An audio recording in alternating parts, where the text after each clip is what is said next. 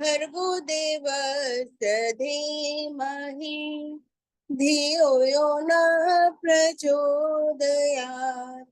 ॐ भूर्भुवः स्वः तत्सवितुर्वरेण्यं भर्गो देवस्य धीमहि धियो यो नः प्रचोदयात्।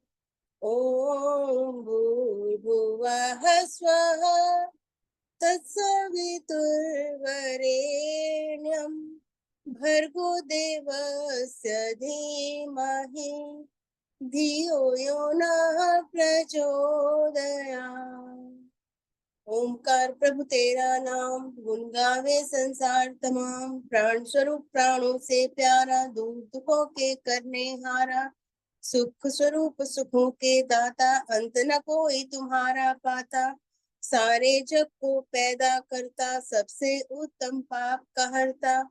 हे ईश्वर हम तुझे ध्यावे, पाप कर्म के पास न जावे। बुद्धि करो हमारी उज्जवल, जीवन हो हमारा निर्मल। ओम। एक छोटी सी प्रार्थना के साथ। सुख शांति मिले, सद्बुद्धि मिले, ईश्वर आशीष मिले सबको। ईश्वर आशीष मिले सबको। संतों का मिले सत्संग सदा, ईश्वर आशीष मिले सबको। ईश्वर आशीष मिले सबको। जिनके घर में संतान नहीं, संतान का सुख उनको भी मिले। जिनके घर में संतान नहीं, संतान का सुख उनको भी मिले। संयुक्त रहे पुत्र पौत्रों से, ईश्वर आशीष मिले सबको। ईश्वर आशीष मिले सबको। सुख शांति मिले, सद्बुद्धि मिले, ईश्वर आशीष मिले सबको। ईश्वर आशीष मिले सबको। धन धान्य मिले निर्धन जन को, शत वर्ष जिए शुभ कर्म करें। धन धान्य मिले निर्धन जन को, शत वर्ष जिए शुभ कर्म करें। घर घर में होम सदा होवे, ईश्वर आशीष मिले सबको। ईश्वर आशीष मिले सबको। सुख शांति मिले, सद्बुद्धि मिले, ईश्वर आशीष मिले सबको। ईश्वर आशीष मिले सबको। यहाँ यथा समय वर्षा होवे, हरियाली धरती पर होवे। यहाँ यथा समय वर्षा होवे, हरियाली धरती पर होवे। आतंक से देश विमुख होवे, ईश्वर आशीष मिले सबको। ईश्वर आशीष मिले सबको। सुख शांति मिले, सद्बुद्धि मिले, ईश्वर आशीष मिले सबको। ईश्वर आशीष मिले सबको। शुभ इच्छाएं जो भी हो, वे सब ही पूर्ण सदा हो में। शुभ इच्छाएं जो भी हो, वह सब ही पूर्ण सदा हो में। हर काम सभी का सफल होवे, ईश्वर आशीष मिले सबको, ईश्वर आशीष मिले सबको। सुख शांति मिले, सद्बुद्धि मिले, ईश्वर आशीष मिले सबको, ईश्वर आशीष मिले सबको। कोई भी रोगी नहीं होवे, दुख दर्द किसी को ना होवे, कोई भी रोगी नहीं होवे, दुख दर्द किसी को ना होवे। सब धर्म यहाँ निर्भय होवे, ईश्वर आशीष मिले सबको, ईश्वर आशीष मिले सबको।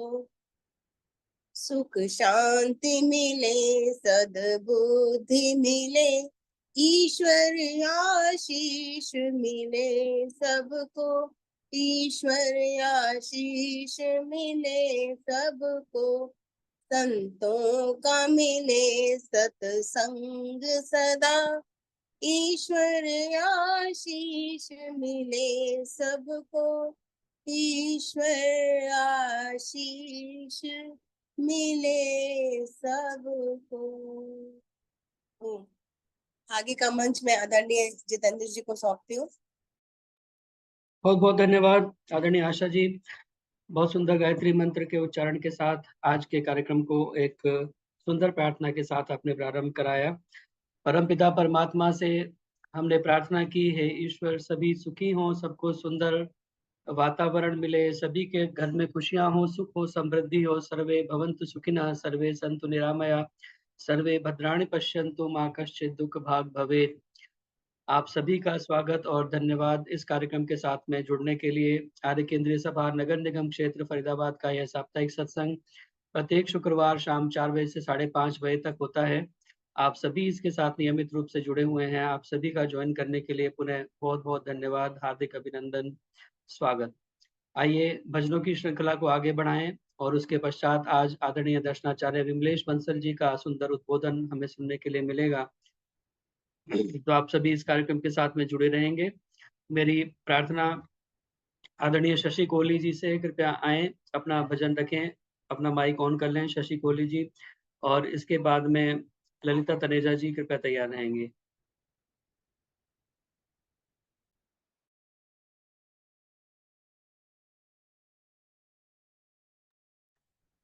शशि कोहली जी अपना माइक ऑन कर लीजिए।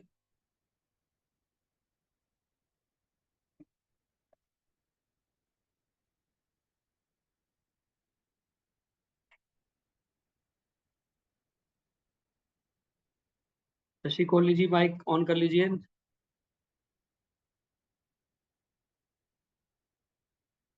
अभी कोई समस्या है, नहीं कर पा रही हैं ऑन। तो मेरी प्रार्थना आदरणीय ललिता तनेजा जी से, कृपया आएं और अपना भजन रखें, और उसके बाद में गीता विरमानी जी कृपया तैयार हैं।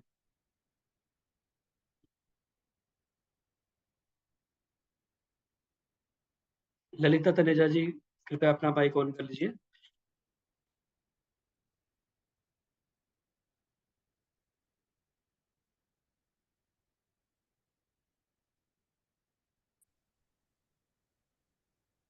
जितेंद्र जी नमस्ते। सभी आर्य बहनों को मेरा सादर नमन। आइए एक प्रभु भक्ति गीत रख रही हूँ। ओम पावका नः सरस्वती, वाजे भिर्वाजिनीवती, यज्ञं वस्तु धिया वसु, यज्ञं वस्तु धिया वसु।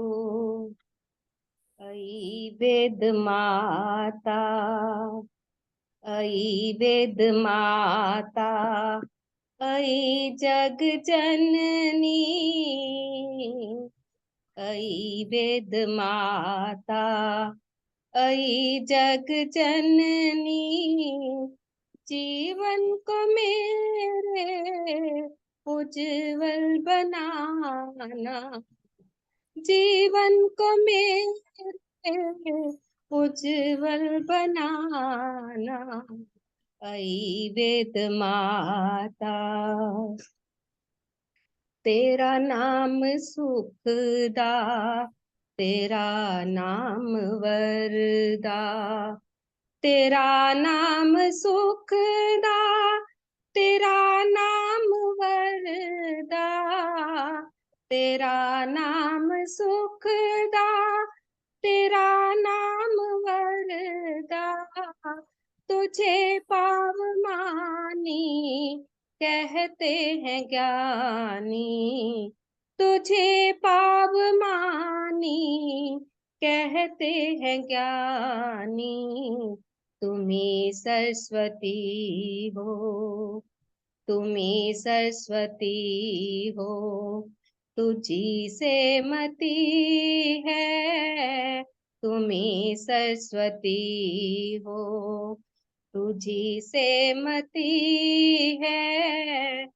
ज्योतिर्मयी मुझको तू ना भुलाना, ज्योतिर्मयी मुझको तू ना भुलाना।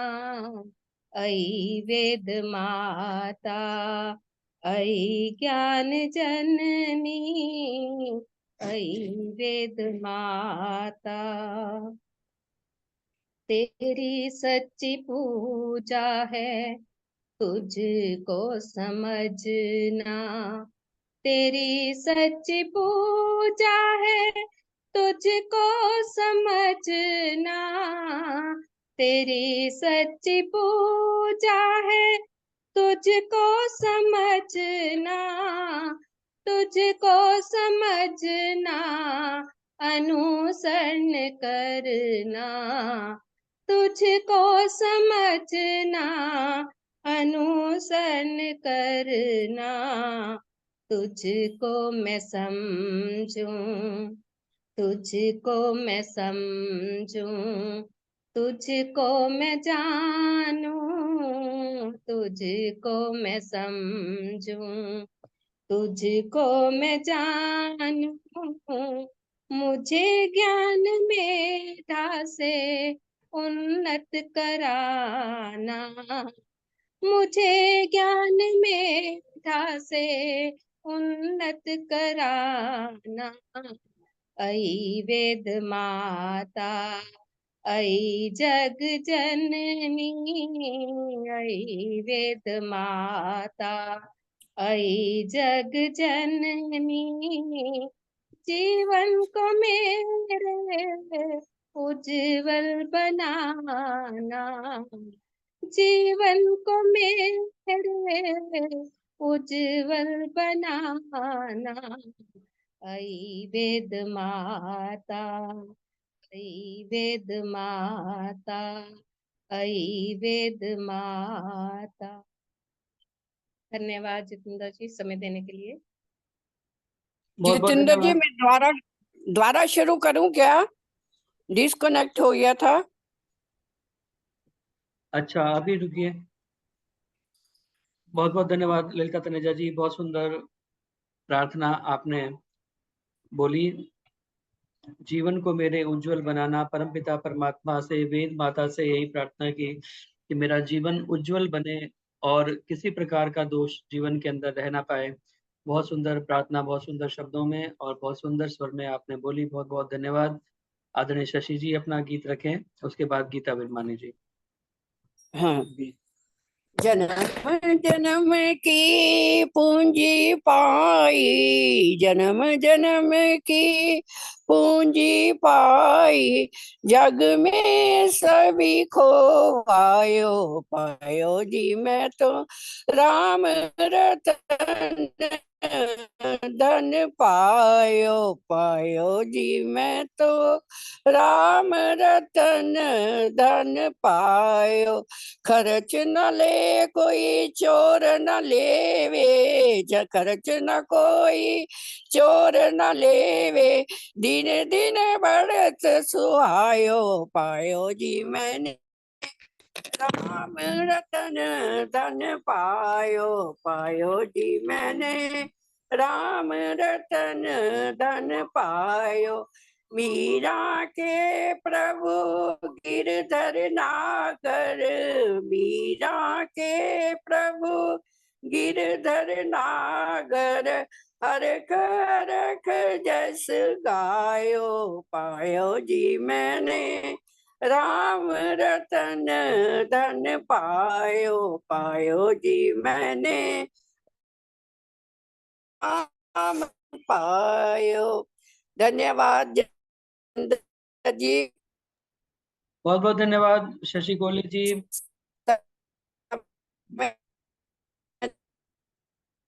प्रार्थना आदरणीय गीता विरमानी जी से, कृपया आएं और अपना गीत रखें आदरणीय गीता विरमानी जी।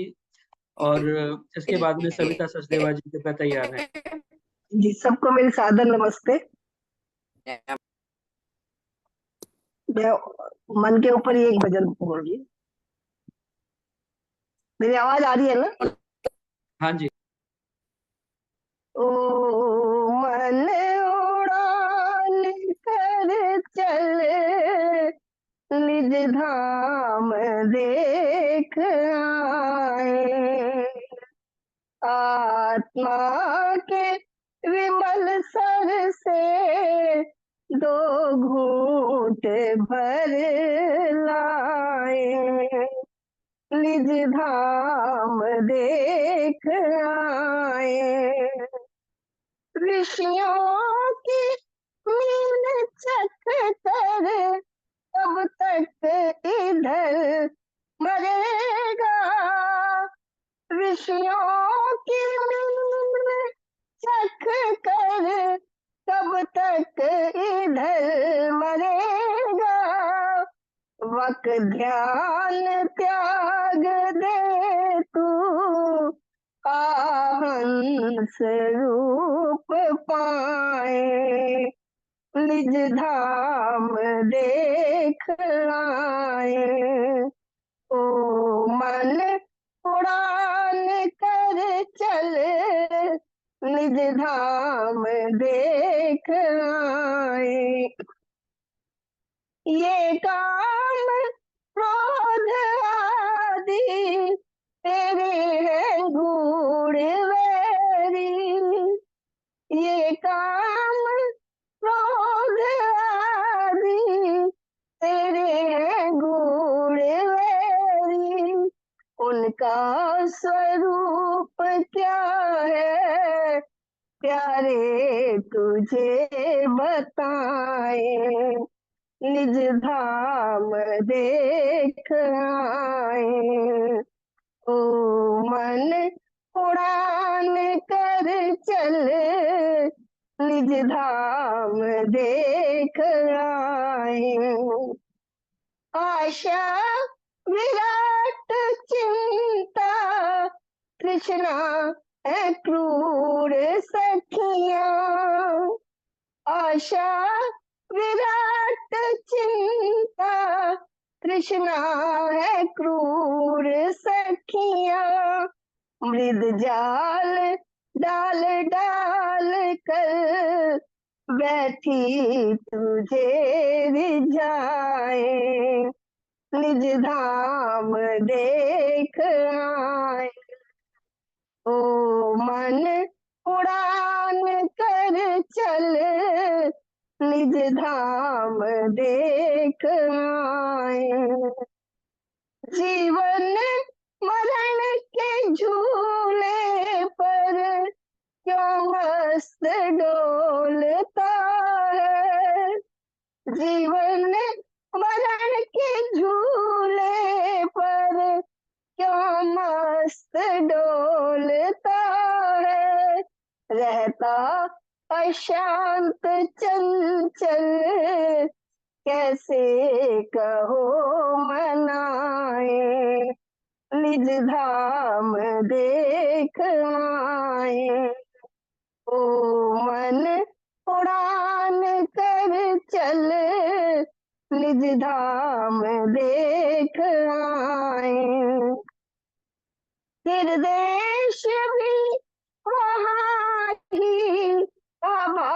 बिखेरते हैं, फिर देश भी वहाँ ही आभा बिखेरते हैं। सुकुमार फिर न कर तू कैवल्य में समाए, सुकुमार फिर न कर तू कैवल्य में समाए, निज धाम देख आए। ओ मन उड़ान कर चल, निज धाम देख आए। आत्मा के विमल सर से दो घूंट भर लाए, निज धाम देख आए, निज धाम देख आए। बहुत बहुत धन्यवाद जितेंद्र जी के समय देने के लिए, बहुत बहुत धन्यवाद। बहुत बहुत धन्यवाद सुंदर गीत सुनाने के लिए, और बहुत ही गहरे और सुंदर भाव इस गीत के जो आपने सुनाया। आत्मा, अपना जो मन की उड़ान है, मन विषयों में इधर उधर भटकता रहता है, लेकिन मन को सही दिशा में चला करके निज धाम देख आए, उस आत्म तत्व के दर्शन हम कर पाए, आत्म ज्ञान की तरफ हम बढ़ पाए और उसके दर्शन कर पाए कि क्या वास्तव में हम क्या हैं, फिर ईश्वर संबंधी जो साधना है उसकी तरफ हम बढ़ पाए। तो यह बहुत सुंदर भाव गीत के माध्यम से आपने प्रस्तुत किए। बहुत बहुत धन्यवाद सुंदर गीत सुनाने के लिए। मेरी प्रार्थना आदरणीय सविता सचदेवा जी से, कृपया आए, अपना भजन रखें, और इसके बाद में आदरणीय रविंद्र गुप्ता जी कृपया तैयार हैं। हाँ जी, ओम प्रभु का निज नाम है, तो आज ओम की। जितेंद्र जी, आपने मेरा नाम लिखा हुआ था। हाँ जी, ठीक है जी। हाँ जी, इसलिए बोलूं? हाँ हाँ जी। जी। ओम सुख कंद से सच्चिदानंद से याचना है, श्रेय पथ पर चलूं कामना है। ओम सुख कंद से सच्चिदानंद से प्रार्थना है, श्रेय पथ पर चलूं कामना है। कृत कुकर्मों की जब याद आती, आंख है अश्रुधारा बहाती। मन में संताप की घोर अनुपात की वेदना है, श्रेय पथ पर चलूं कामना है।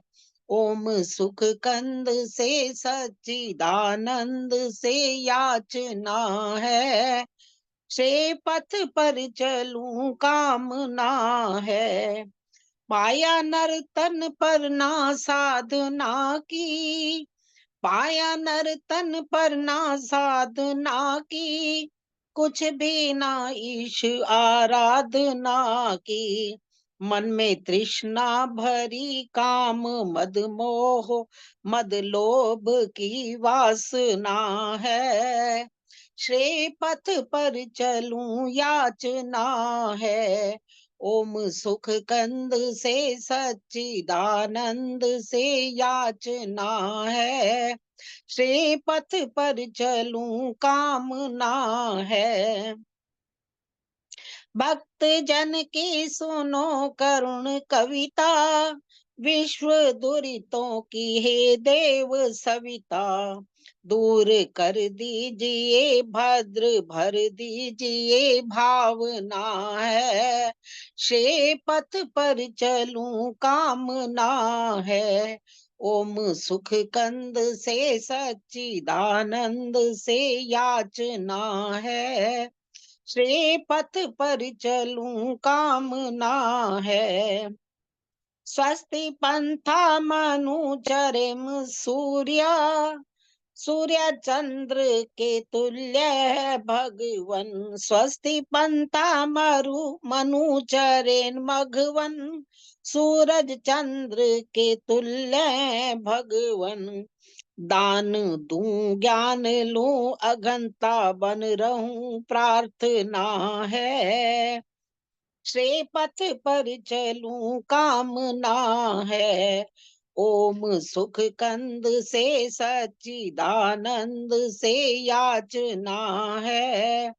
श्रेय पथ पर चलूं कामना है, भक्त जनों की सुनो करुण कविता, विश्व दुरितों की हे देव सविता, दूर कर दीजिए भद्र भर लीजिए भावना है। श्रेय पथ पर चलूं कामना है, ओम सुख कंद से सच्चिदानंद से याचना है। श्री पथ पर चलूं कामना है। ओम। धन्यवाद बहुत बहुत समय देने के लिए भैया, जितेंद्र भैया। बहुत बहुत धन्यवाद आदरणीय सविता सचदेवा जी। बहुत सुंदर गीत। श्रेय पथ पर चलूं कामना है, ओम सुख कंद से याचना है। वास्तव में श्रेय और प्रेय दोनों पथ हमारे सामने हैं, श्रेयश्च प्रेयश्च। दोनों में से कौन से पथ पर चला जाए, यह हमें अपने विवेक के द्वारा समझना होता है। प्रेय पथ देखने में सुंदर है, लेकिन श्रेय पथ हमारे लिए श्रेयस्कर है वास्तव में। तो हम श्रेय पथ की ओर अपने कदमों को बढ़ाएं, अपने जीवन को बढ़ाएं। यही परमपिता परमात्मा से आपने भजन के द्वारा प्रार्थना की। बहुत बहुत धन्यवाद सुंदर भजन सुनाने के लिए।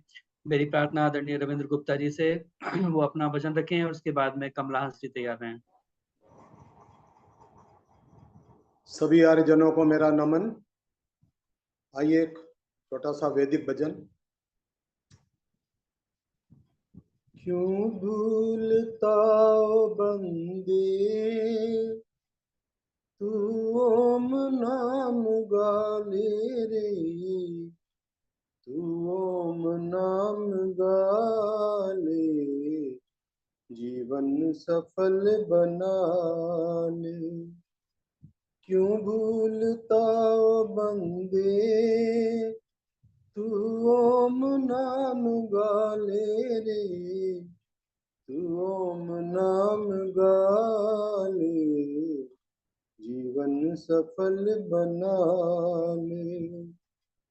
हर रोज कुछ समय तो इसमें भी मन लगा ले रे, इसमें भी मन लगा ले जीवन सफल बना ले। ईश्वर को क्यों भुलाया, गुण उसका क्यों न गाया, मुख उससे मोड़ कर क्यों पापों में मन लगाया, पापों में मन लगाया। विषयों से मन हटा कर ईश्वर से लो लगा ले रे, ईश्वर से लो लगा ले जीवन सफल बना ले। क्यों भूलता ओ बंदे तू ओम नाम गा ले रे, तू ओम नाम गा ले जीवन सफल बना ले। संध्या हवन किया कर प्रभु प्रेम रस पिया कर, हर ओम नाम निश दिन हर श्वास से लिया कर, हर श्वास से लिया कर। गायत्री जाप कर ले सच्चा आनंद पाले रे, सच्चा आनंद पाले जीवन सफल बना ले। क्यों भूलता ओ बंदे तू ओम नाम गा ले रे, तू ओम नाम गा ले, जीवन सफल बना ले। शुभ कर्म धर्म कर ले, अब स्वयं तू सुधर ले, दुखियों का मित्र बन कर ईश्वर से प्रेम कर ले, ईश्वर से प्रेम कर ले। उपकार कर ओ बंदे, प्रभु प्रभु प्रेम में को निभा ले, प्रभु प्रेम को निभा ले, जीवन सफल बना ले। क्यों भूलता ओ बंदे तू ओम नाम गा ले रे, तू ओम नाम गा ले, जीवन सफल बना ले। हर रोज कुछ समय तो इसमें भी मन लगा ले रे, इसमें भी मन लगा ले, जीवन सफल बना। बहुत बहुत धन्यवाद जितेंद्र जी समय देने के लिए। बहुत बहुत धन्यवाद आदरणीय रविंद्र गुप्ता जी, बहुत सुंदर गीत ओम नाम गाले और परमपिता परमात्मा से सुंदर प्रार्थना, जीवन सफल बनाएं हम अपना उस परमपिता परमात्मा के निज नाम ओम नाम का स्मरण करके, क्योंकि वही परमपिता परमात्मा का निज और मुख्य नाम है। भय संकट में सुख के तट में अखिलेश्वर ओम सदा रटना, उर्मे उत्साह अपूर्व लिए समरांगण में निर्भय डटना, श्रुति धर्म प्रचार प्रसारण के पथ से न प्रकाश कभी हटना, दरभंगा रहो कलकत्ता रहो अजमेर रहो या रहो पटना, उस परमपिता परमात्मा का निज नाम मुख्य नाम ओम हम उसका स्मरण करते रहें, तज्जपस तदर्थ भावनम। बहुत बहुत सुंदर, बहुत बहुत धन्यवाद सुंदर गीत सुनाने के लिए आदरणीय रविंद्र गुप्ता जी। मेरी प्रार्थना आदरणीय कमला हंस जी से कृपया आए और अपना गीत रखें, और उसके बाद में कृष्णा भाटिया जी कृपया तैयार रहेंगे। ओम ओम सबको सादर नमस्ते। एक प्रेम भक्ति का गीत है, पथिक जी का लिखा हुआ। तेरी अपार महिमा कैसे बयान होवे, तेरी अपार महिमा कैसे बयान होवे, कुछ बोलने से पहले गूंगी जबान होवे, तेरी अपार महिमा कैसे बयान होवे। भगवान तुमसे बढ़कर दुनिया में कौन है, भगवान तुमसे बढ़कर दुनिया में कौन होगा, अब तक नहीं मिला जो तेरे समान होवे, तेरी अपार महिमा कैसे बयान होवे, तेरी महानता की भीड़ कुछ न पाए, तेरी महानता की भीड़ कुछ न पाए, दुनिया में कोई चाहे इतना महान होवे, तेरी अपार महिमा कैसे बयान होवे, जिस आदमी के सर पर करुणा का रात रख दे जिस आदमी के सर पर, करुणा का हाथ रख दे उसकी हर एक मुश्किल पल में आसान होवे। तेरी अपार महिमा कैसे बयान होवे। किसकी मजाल कोई तेरे खिलाफ बोले, किसकी मजाल कोई तेरे खिलाफ बोले। सारे जहां में लागू तेरा ही ध्यान होवे। तेरी अपार महिमा कैसे बयान होवे। आँखों को देखने की तो चीज ही नहीं है, आँखों से देखने की तो चीज ही नहीं है। अंतःकरण में तेरा प्रत्यक्ष ज्ञान होवे। तेरी अपार महिमा कैसे बयान होवे। कुछ बोलने से पहले गूंगी जबान होवे। कुछ बोलने से पहले गूंगी जबान होवे।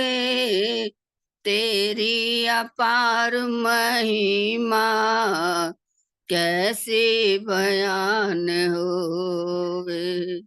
धन्यवाद जी, आपका समय देने के लिए ईश्वर का भी धन्यवाद। बहुत बहुत धन्यवाद कमला हंस जी। तेरी अपार महिमा कैसे बयान होवे, कुछ बोलने से पहले जो गूंगी जुबान होवे। उस परमपिता परमात्मा की महिमा का हम बखान नहीं कर सकते, इतनी अपार उस परमपिता परमात्मा की महिमा है। यही पथिक जी के इस भजन का भाव आपने जो सुनाया, बहुत बहुत धन्यवाद। मेरी प्रार्थना आदरणीय कृष्णा भाटिया जी से कृपाएं और अपना भजन रखें। कृष्णा भाटिया जी। धन्यवाद जितेंद्र जी, काफी समय बाद मेरा नंबर आया। सभी आर्यजनों को और जितेंद्र जी आपको सभी को मेरी सादर नमस्ते। आइए प्रभु भक्ति का भजन। ओ पवित्र जीवन हमारा, ओ पवित्र जीवन सभी का, ये प्रभु वरदान दो, ये प्रभु वरदान दो। रास्ता सही अपना सके, रास्ता सही अपना सके, वेदों का हमको ज्ञान दो। हम में ना अवगुण हो कोई, हमें सतगुणों का दान दो। हम काम औरों के आ सके, हम काम औरों के आ सके, शक्ति हमें भगवान दो, शक्ति हमें भगवान दो, भक्ति हमें भगवान दो। हे दुनिया के दाता हमको शक्ति दो, हे दुनिया के दाता हमको शक्ति दो। जगत पिता परमात्मा हमको शक्ति दो, जगत पिता परमात्मा हमको भक्ति दो। हे दुनिया के दाता हमको शक्ति दो, हे दुनिया के दाता हमको शक्ति दो। सत्य वचन से युक्त हमारी वाणी हो, सत्य वचन से युक्त हमारी वाणी हो, परहित कर उपकारमयी कल्याणी हो, परहित कर उपकार मई कल्याणी हो। भवसागर के दाता हमको शक्ति दो, भवसागर के त्राता हमको शक्ति दो। हे दुनिया के दाता हमको शक्ति दो, हे दुनिया के दाता हमको शक्ति दो। परम पिता परमात्मा हमको भक्ति दो, परम पिता परमात्मा हमको भक्ति दो।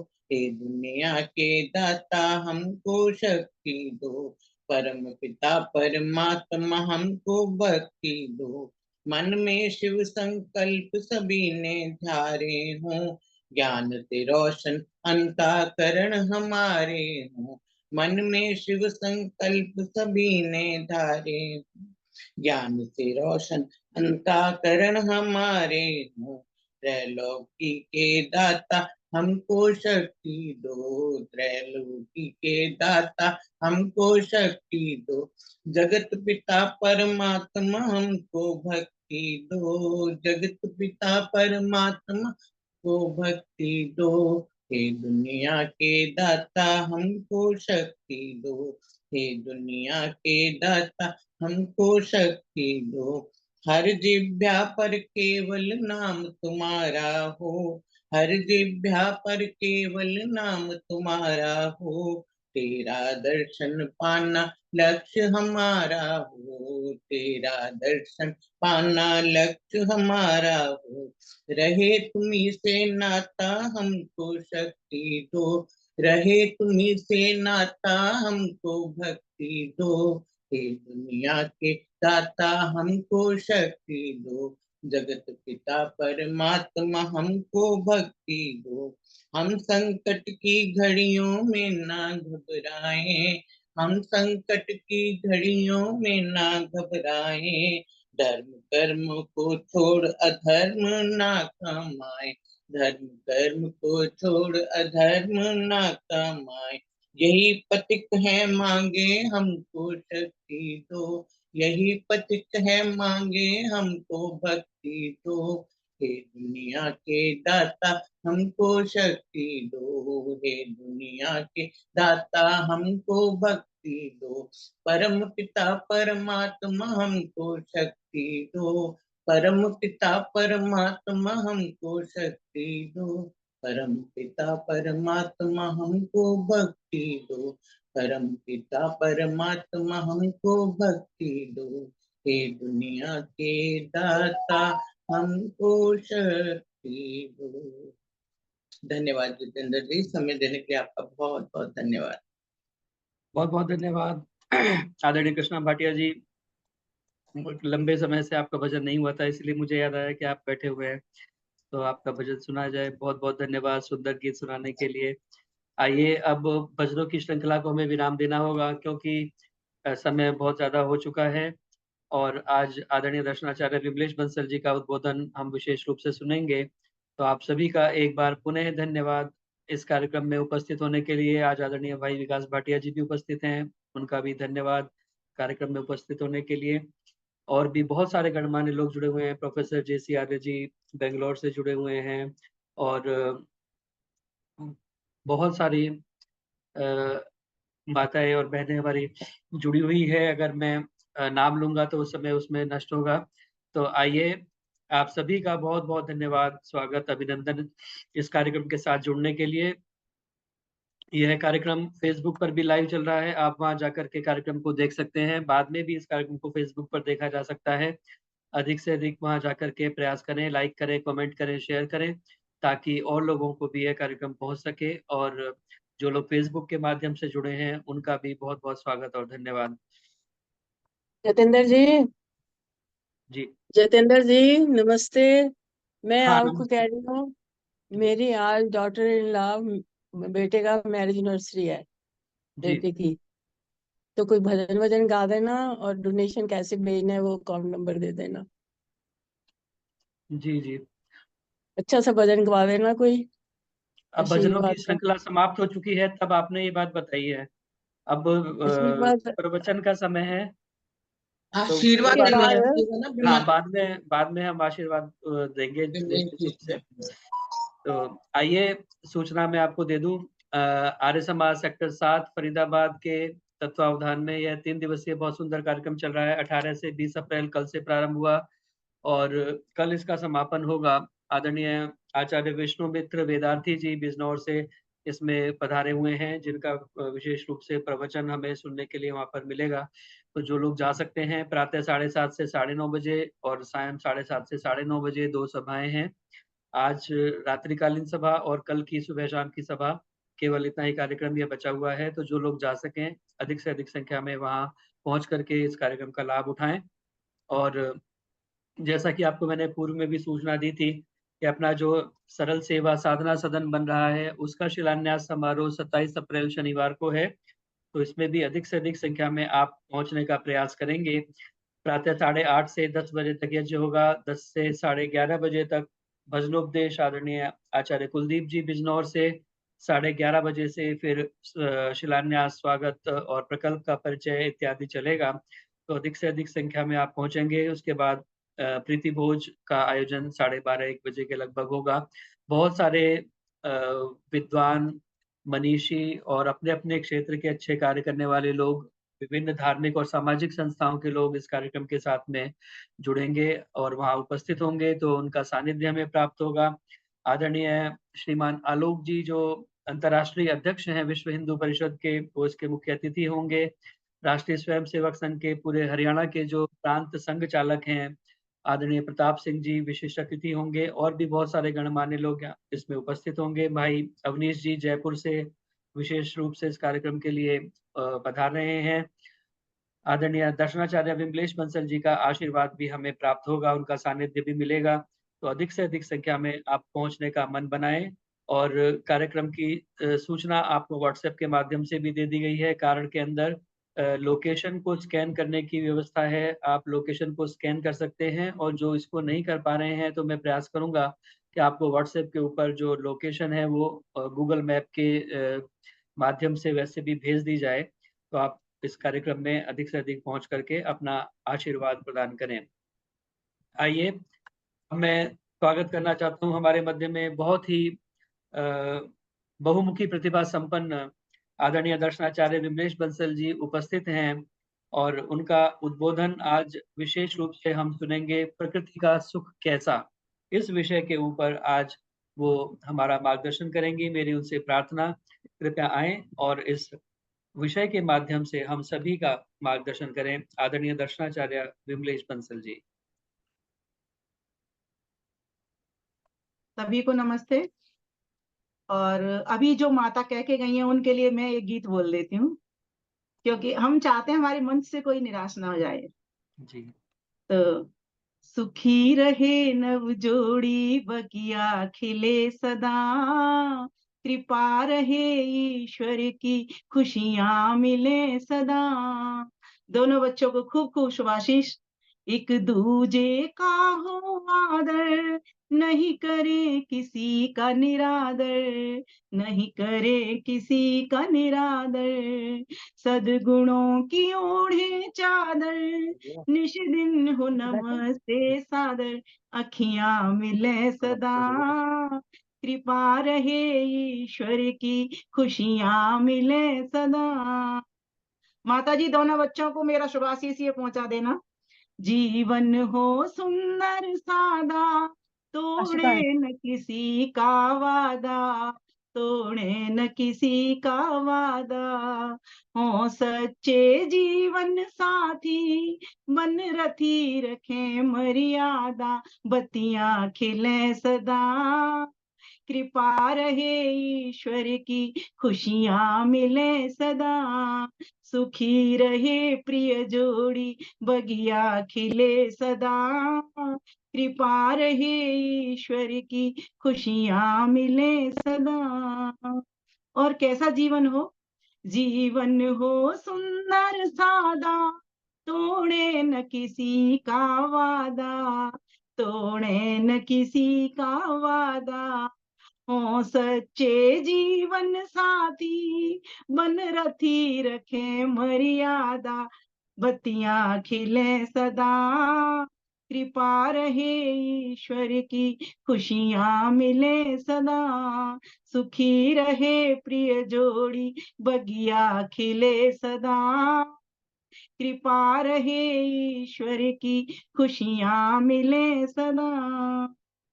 और किस तरह से पति पत्नी जो कि एक गाड़ी की पहियों की तरह होते हैं, दो पहिए जब बैलेंस में रहते हैं, संतुलन में, साम्यता में रहते हैं, तो कैसे वो चले।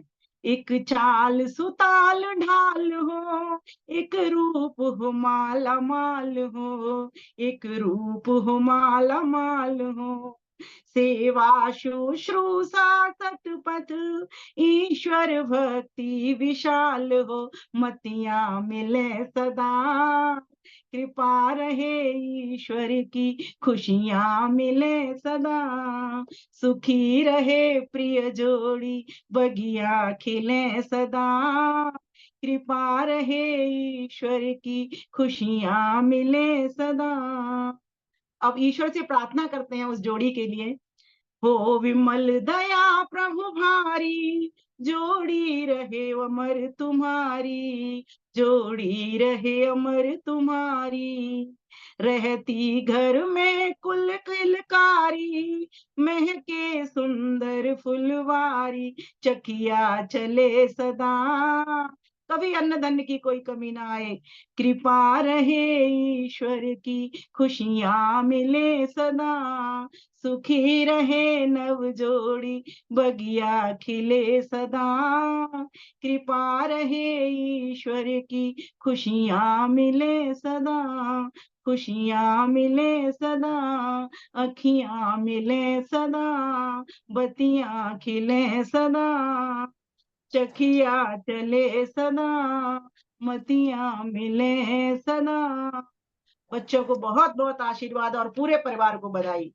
और जिनके भी जन्म दिवस हो, वैवाहिक वर्षगांठ हो, सभी के लिए मैं तो कहती हूँ, सभी को खूब खूब शुभकामनाएं, सभी को खूब खूब मैं बधाई। आपका बहुत बहुत धन्यवाद करती हूँ। मेरे मन में ये आया था, जितेंद्र जी ने मना कर दिया ना, मेरे मन में आया कि विमलेश जी बधाई दे। नहीं, भगवान उन्होंने आपके मना अंदर। ऐसे शाब्दिक रूप से मना नहीं किया, किया। अंतर मन से वो हाँ चाहते थे, तो मैंने उनके अंतर मन को पढ़ा और अंतर मन की मेरी पुकार उठी कि जितेंद्र भाई की हम यहाँ अंतर मन से मिलानी है मुझे, तो मैंने मे- इसीलिए गा दिया वो। मेरे अंदर मन बहुत से मिला अच्छा दी, विमल जी, मेरी बहुत ख्वाहिश बढ़िया, थी बहुत कि अच्छा। आप बधाई दो। बहुत बहुत धन्यवाद। आपकी मन की इच्छा पूरी हो गई ना डिसूजा मैम हाँ, जी। जितेंद्र जी तो बेचारे बिल्कुल कह पूरी रहे हो थे तो गई। आपकी मन की इच्छा हो चलिए, गई। बहुत अच्छा अब भजन हम गाया, बहुत ही अपने अच्छा। प्रोग्राम की ओर आते हैं, ठीक है। ये अपनी हाँ जी, रचना बहुत थी। बहुत धन्यवाद। धन्यवाद, नमस्ते। आइए वेद मंत्र से प्रारंभ करेंगे प्रवचन को। ओम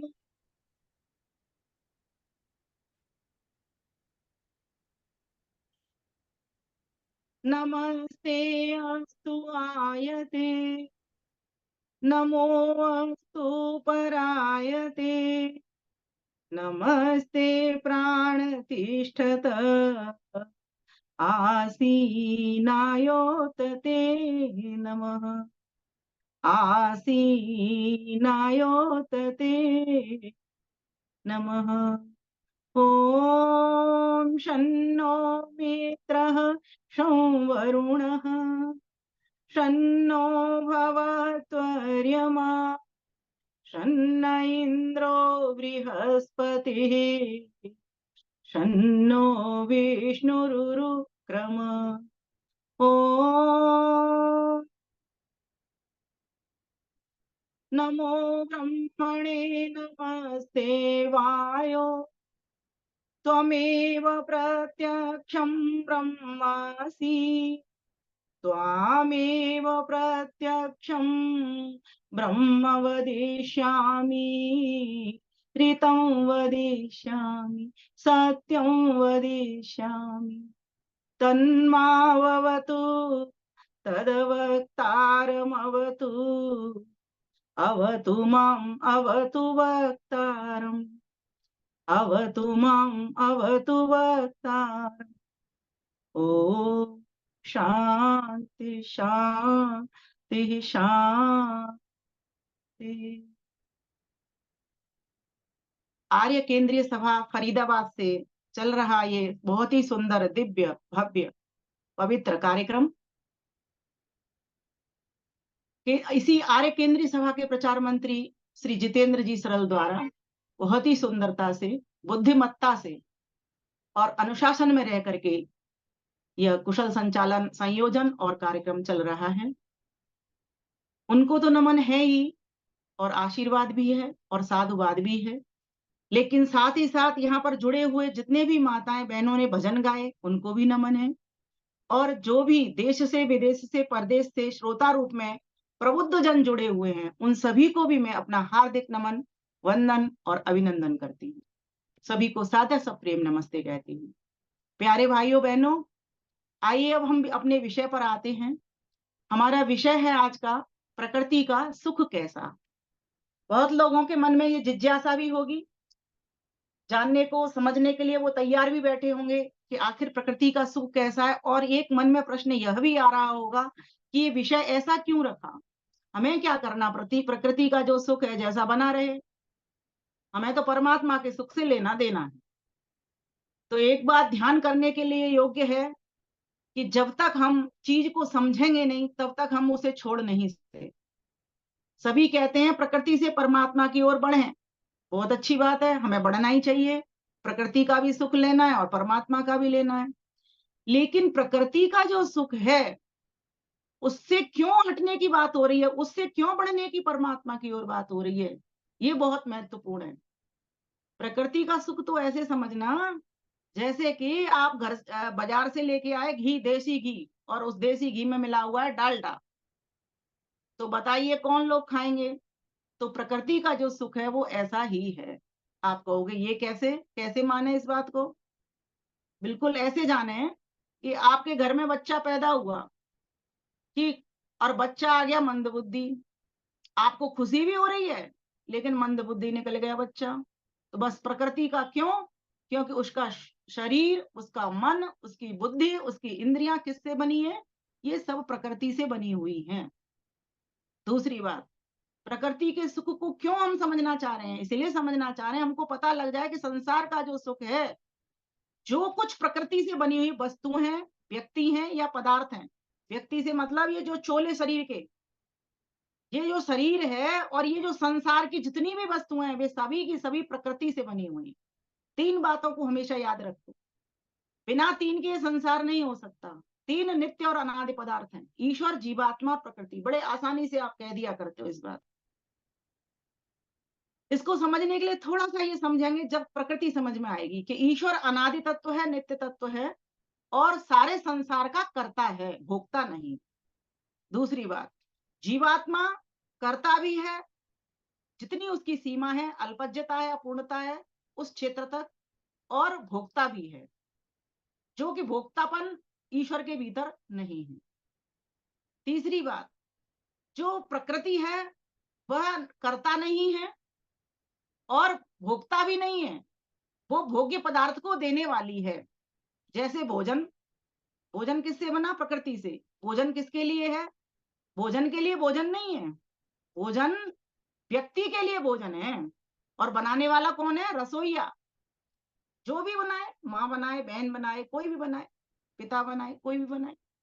तो तीन पदार्थ हैं, ये तीन पदार्थों से संसार का निर्माण हुआ। परमपिता परमेश्वर ने जब इस संसार का निर्माण किया तो किया तो करता तो वह है स्वयं, लेकिन किया किससे? प्रकृति से किया, क्योंकि बिना मैटर के कोई भी वस्तु पदार्थ नहीं बन सकता। जीवात्माएं थी, ईश्वर था, और प्रकृति भी अपने सत, रज और तम रूप में त्रिगुणों से थी। ये संसार का जो स्वरूप मैं बता रही हूं, संसार से पहले का स्वरूप, जब संसार निर्माण नहीं होता, ये तीन सत्ताएं रहती ही रहती हैं। परमेश्वर का कार्य क्या है? एक कुम्हार की तरह, जैसे कुम्हार क्या करता है? मिट्टी लेता है, घड़ा बनाता है, और किसके लिए बनाता है? पानी पीने वालों के लिए घड़ा बनाता है। एक और उदाहरण से समझ सकते हैं, जो घर है वो किसके लिए बना? रहने वालों के लिए बना। किससे बना? पदार्थों से बना, ईंट से बना, सीमेंट से बना, रोड़ी से बना, और भी बहुत सारे पदार्थ लगे उसमें जिनसे बना। किसके लिए बना? तो हम जीवों के लिए बना, मनुष्यों के लिए बना। और बनाने वाला कौन था? बोले शिल्पकार था, कारीगर थे, इंजीनियर थे। ठीक इसी प्रकार से परम पिता परमेश्वर, जो कि चेतन निराकार सर्वज्ञ सर्वांतर्यामी सर्वदेशीय सर्वव्यापक परमात्मा है, उसने इस संसार को प्रकृति से बनाया। अब जब प्रकृति से उसने बनाया तो क्या सोच करके बनाया? ये सोच करके बनाया एको श्यामा, एको अहम बहु श्यामा, मैं अकेला हूं और बहुत हो जाऊं। और किसके लिए हो जाऊं? क्या अपने लिए? तो वेद ने स्पष्ट मना कर दिया, नहीं नहीं नहीं नहीं, अकाम हो, मुझ में तो अपनी कामना है ही नहीं, तो किसके लिए? और मेरे लिए क्यों नहीं? क्योंकि मेरा तो समान ही है ये सारा की सारा, अर्थात मुझे जरूरत है नहीं, मैं तो रस में भरा पड़ा ही हुआ हूं, मेरे साथ तो प्रकृति रह ही रही है और मुझे इसकी आवश्यकता ही नहीं है। आवश्यकता वहां होती है जहां पर न्यूनता होती है। आज मेरे पास वस्त्र नहीं है तो मेरी आवश्यकता है। विषय गूढ़ है, समझने का प्रयास करेंगे जो बिल्कुल नव लोग हैं। तो आवश्यकता वहां होती है जहां अभाव होता है। तो जीवात्मा के पास अभाव है, अपूर्णता है, आनंद उसके पास नहीं है। जब आनंद नहीं है तो वो या तो प्रकृति से आनंद लेगा और या फिर ईश्वर से आनंद लेगा। अब जब प्रकृति से आनंद लेता है तब तो दो काम होते हैं कि शुद्ध चीज नहीं मिलती उसको। जैसे मैंने आपको बताया कि पुत्र का जन्म हुआ और पुत्र अगर जन्म हुआ तो बहुत खुश हुए हैं, लेकिन साथ ही साथ दुख भी साथ चलाया कि मंद बुद्धि पैदा हो गया, लगना लूला जैसा भी कहो वैसा पैदा हो गया। कईयों के अच्छे भी हो जाते हैं तो भी बड़े होकर के वो गड़बड़ निकल जाए तो भी वो दुखदाई हो जाते हैं। किसी का विवाह हो रहा है, बड़ी खुशी हो रही है, लेकिन अगर पत्नी आई और 4 दिन में चल बसी तो भारी दुख हो गया। तो संसार का प्रत्येक पदार्थ है, कपड़ा लिया पहना 4 दिन रंग उतर गया तो दुख आ गया, सुख भी आया साथ साथ दुख भी आया। तो ये जो मिलावटी संसार होने से इस प्रकृति में सुख नहीं है, इसका अर्थ ये हुआ कि प्रकृति का सुख कैसा, अर्थात प्रकृति का जो सुख है वो पूरा सुख नहीं है। माना कि प्रकृति का अपना मटेरियल पूरा है, संसार को बनाने के लिए जितने कण चाहिए वे कण पूरे हैं, सत रज तम, और कोई भी पदार्थ परमेश्वर इन कणों से बना सकता है और बनाया है उसने सारा संसार। लेकिन फिर भी वो संसार को पूरा सुख नहीं दे सकती। क्यों? क्योंकि वह जड़ है, जड़ प्रकृति अपने आप से कुछ नहीं कर सकती। इसका एक उदाहरण हमें सांख्य दर्शन में बहुत बढ़िया मिलता है। वहां पर वो एक सूत्र आता है उसका, उष्ट्र कुमकुमवत बहनवत, उष्ट्र कुमकुम बहनवत, मतलब ऊंट के ऊपर केसर है ना, लेकर के चल रहा है, तो वो केसर किसके लिए? क्या केसर अपने लिए? क्या केसर ऊंट के लिए? नहीं। तो किसके लिए? हम मनुष्यों के लिए। एक पलंग है, पलंग के ऊपर हम बैठे हुए हैं, तो क्या पलंग पलंग के लिए? नहीं। तो पलंग किसके लिए? जो पलंग पर बैठा हुआ व्यक्ति है उसके लिए।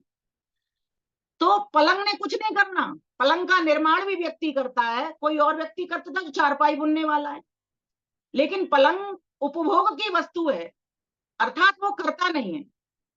तो करता नहीं है तो व्यक्ति क्या कर रहा है कि उस पलंग पर ही जाना चाह रहा है। वो ये सोच रहा है कि मैं इस पलंग की नजदीकी करके और मैं पूरा सुख ले लूंगा। अब ठीक है, सुख के लिए वो सो गया पलंग के ऊपर, लेकिन पता चला कि पलंग भी कहीं से टूट गया, एक पाया उसका निकल गया या कहीं से उसकी निवार, और ऐसा होता ही है। संसार के जितने भी पदार्थ बनते हैं वे हमेशा के लिए नहीं होते।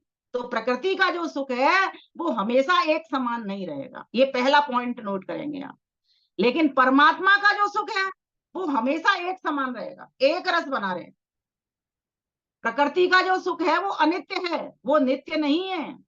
आज है कल नहीं होगा, कल होगा परसों नहीं होगा, या परसों हो जाएगा। जैसे धन है, धन किससे है? प्रकृति से मिला। तो प्रकृति से बना हुआ जो धन है वो आज है लक्ष्मी, कल नहीं रहेगी, कल होगी तो परसों नहीं रहेगी। इसी प्रकार से जैसे चंचल लक्ष्मी है, इसी प्रकार से ये जो सारा संसार है, चाहे व्यक्ति हो, स्थान हो, चाहे वस्तु हो, ये सारी की सारी ये आज मिली है तो जरूरी नहीं है ये कल भी आपके साथ रहेंगी रहेंगी, इसीलिए इनको अनित्य कहा गया है। तो जो संसार का, प्रकृति से संसार बना, तो प्रकृति का सुख अर्थात संसार का सुख। तो संसार का सुख कैसा है? ये हमेशा रहने वाला नहीं है, सदा रहने वाला नहीं है। सदा रहने वाला कौन सा सुख है? जिसमें कभी परिवर्तन नहीं होता। यहाँ तो परिवर्तन हो रहा है ना। जब पैदा हुआ रूप बड़ा सुंदर था, बड़ा लावण्य भरा था, बड़े मनोहर लगते थे, लेकिन जैसे ही और बड़े हो गए तो थोड़ी कमी आ गई रूप रंग में, फिर और काले पड़ गए, स्कूल कॉलेज जाने लगे तब थोड़े से, और फिर और बड़े हो गए तो थोड़ा सा और कम हो गया।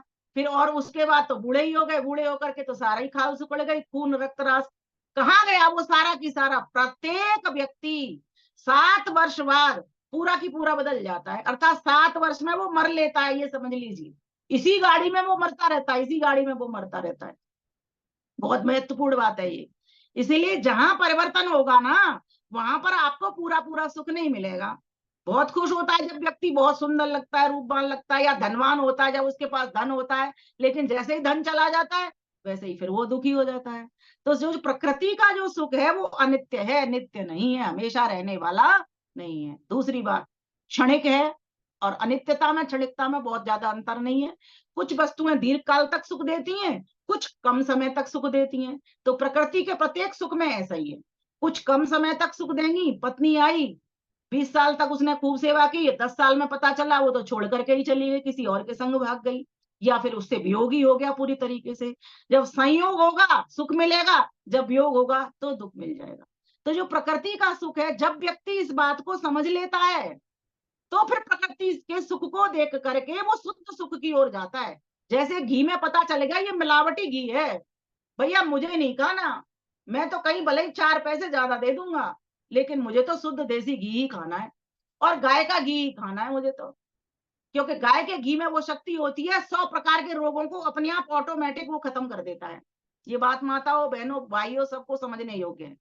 इसलिए गौ माता का खूब पालन करो, गौ माता के लिए खूब गौ ग्रास निकालो, जितनी सेवा हो सकती है गौ माता की करना प्रारंभ कर दो, आप भी गोपाल कहलाओगी। चली बात में मैंने ये बात बता दी आपको। अब देखिए प्रकृति का सुख कैसा है, तो निकल करके आया घटिया है। एक होता है बढ़िया चीज, एक होती है घटिया चीज। मैंने घी का एक उदाहरण पकड़ रखा है, उसी से आपको बताती जा रही हूँ। तो ये प्रकृति का जो सुख है वो घटिया है। घटिया वही वस्तु होती है जो कम चलती है। वस्त्र है 10 दिन चलेगा, 1 साल चल जाएगा, ज्यादा बढ़िया है 2 साल चल जाएगा, लेकिन मन भर जाएगा उससे। मन भी तो प्रकृति से बना हुआ है, तो उससे मन भर जाएगा। तो 4 दिन तो बहुत अच्छे से पहना, बहुत बढ़िया, अच्छे लग रहे हैं, सुंदर लग रहे हैं, लेकिन उसके बाद फिर इसमें से रंग फीका होना लग गया, कपड़ा फटने लग गया, तो फिर वो दुख दे गया। तो प्रकृति का, पूरी पूरी प्रकृति का, किसी भी वस्तु को उठा लीजिए आप, किसी भी क्षेत्र में चले जाइए, अगर वो प्रकृति से बनी हुई है, निर्मित, और सारा संसार तो बना ही हुआ है प्रकृति से। मात्र एक ईश्वर और जीव, यही दो तो प्रकृति से नहीं बने। लेकिन ईश्वर का तो शरीर बनता नहीं है, लेकिन मनुष्य को तो शरीर मिलता है ना, जीवों को तो शरीर मिलता है ना, और उन शरीरों के कारण वो सुख दुख को भोग रहा होता है। एक बात ध्यान रखने की है, आत्मा का ये जो सुख दुख है ना, अपना कारण नहीं है। जो कहते हैं हम, इच्छा द्वेष प्रयत्न सुख दुख ज्ञानानि आत्मनो लिंगम, ये 6 गुण बताए आत्मा के। लेकिन जिसमें से जो है क्या, इच्छा द्वेष, इच्छा का मतलब सुख की इच्छा, द्वेष का मतलब मुझे दुख नहीं चाहिए, ये बहुत सीधे सामान्य अर्थ हैं। और फिर इसके बाद इच्छा द्वेष प्रयत्न, जीवात्मा प्रयत्न भी करता है, सुख दुख। लेकिन ये जो सुख दुख है ये नैमित्तिक है, ये निमित्त से मिलेंगे आपको, किसी वस्तु से मिलेंगे, किसी व्यक्ति से मिलेंगे, किसी स्थान से मिलेंगे, कहीं से भी आपको मिलेंगे, ये बाहर से मिलते हैं, ये अपने नहीं है। इसीलिए तो किसी कवि ने बड़ा अच्छा लिख दिया, सुख भी मुझे प्यारे हैं दुख भी मुझे प्यारे हैं, मैं छोड़ूं किसे। क्योंकि वास्तव में जब संसार में व्यक्ति आ जाता है, ये सुख दुख में गिर ही जाना है उसको। इसलिए तो कहते हैं ये सारा संसार मूर्खों की दुनिया है। क्यों कहते हैं? क्यों ये संसार बनाई इसीलिए, सतरजतम इसमें भरा पकड़ा था, ये प्रकृति से ही बनाया संसार ने। क्योंकि इसमें संसार में घुसना भी जरूरी और इससे निकलना भी जरूरी।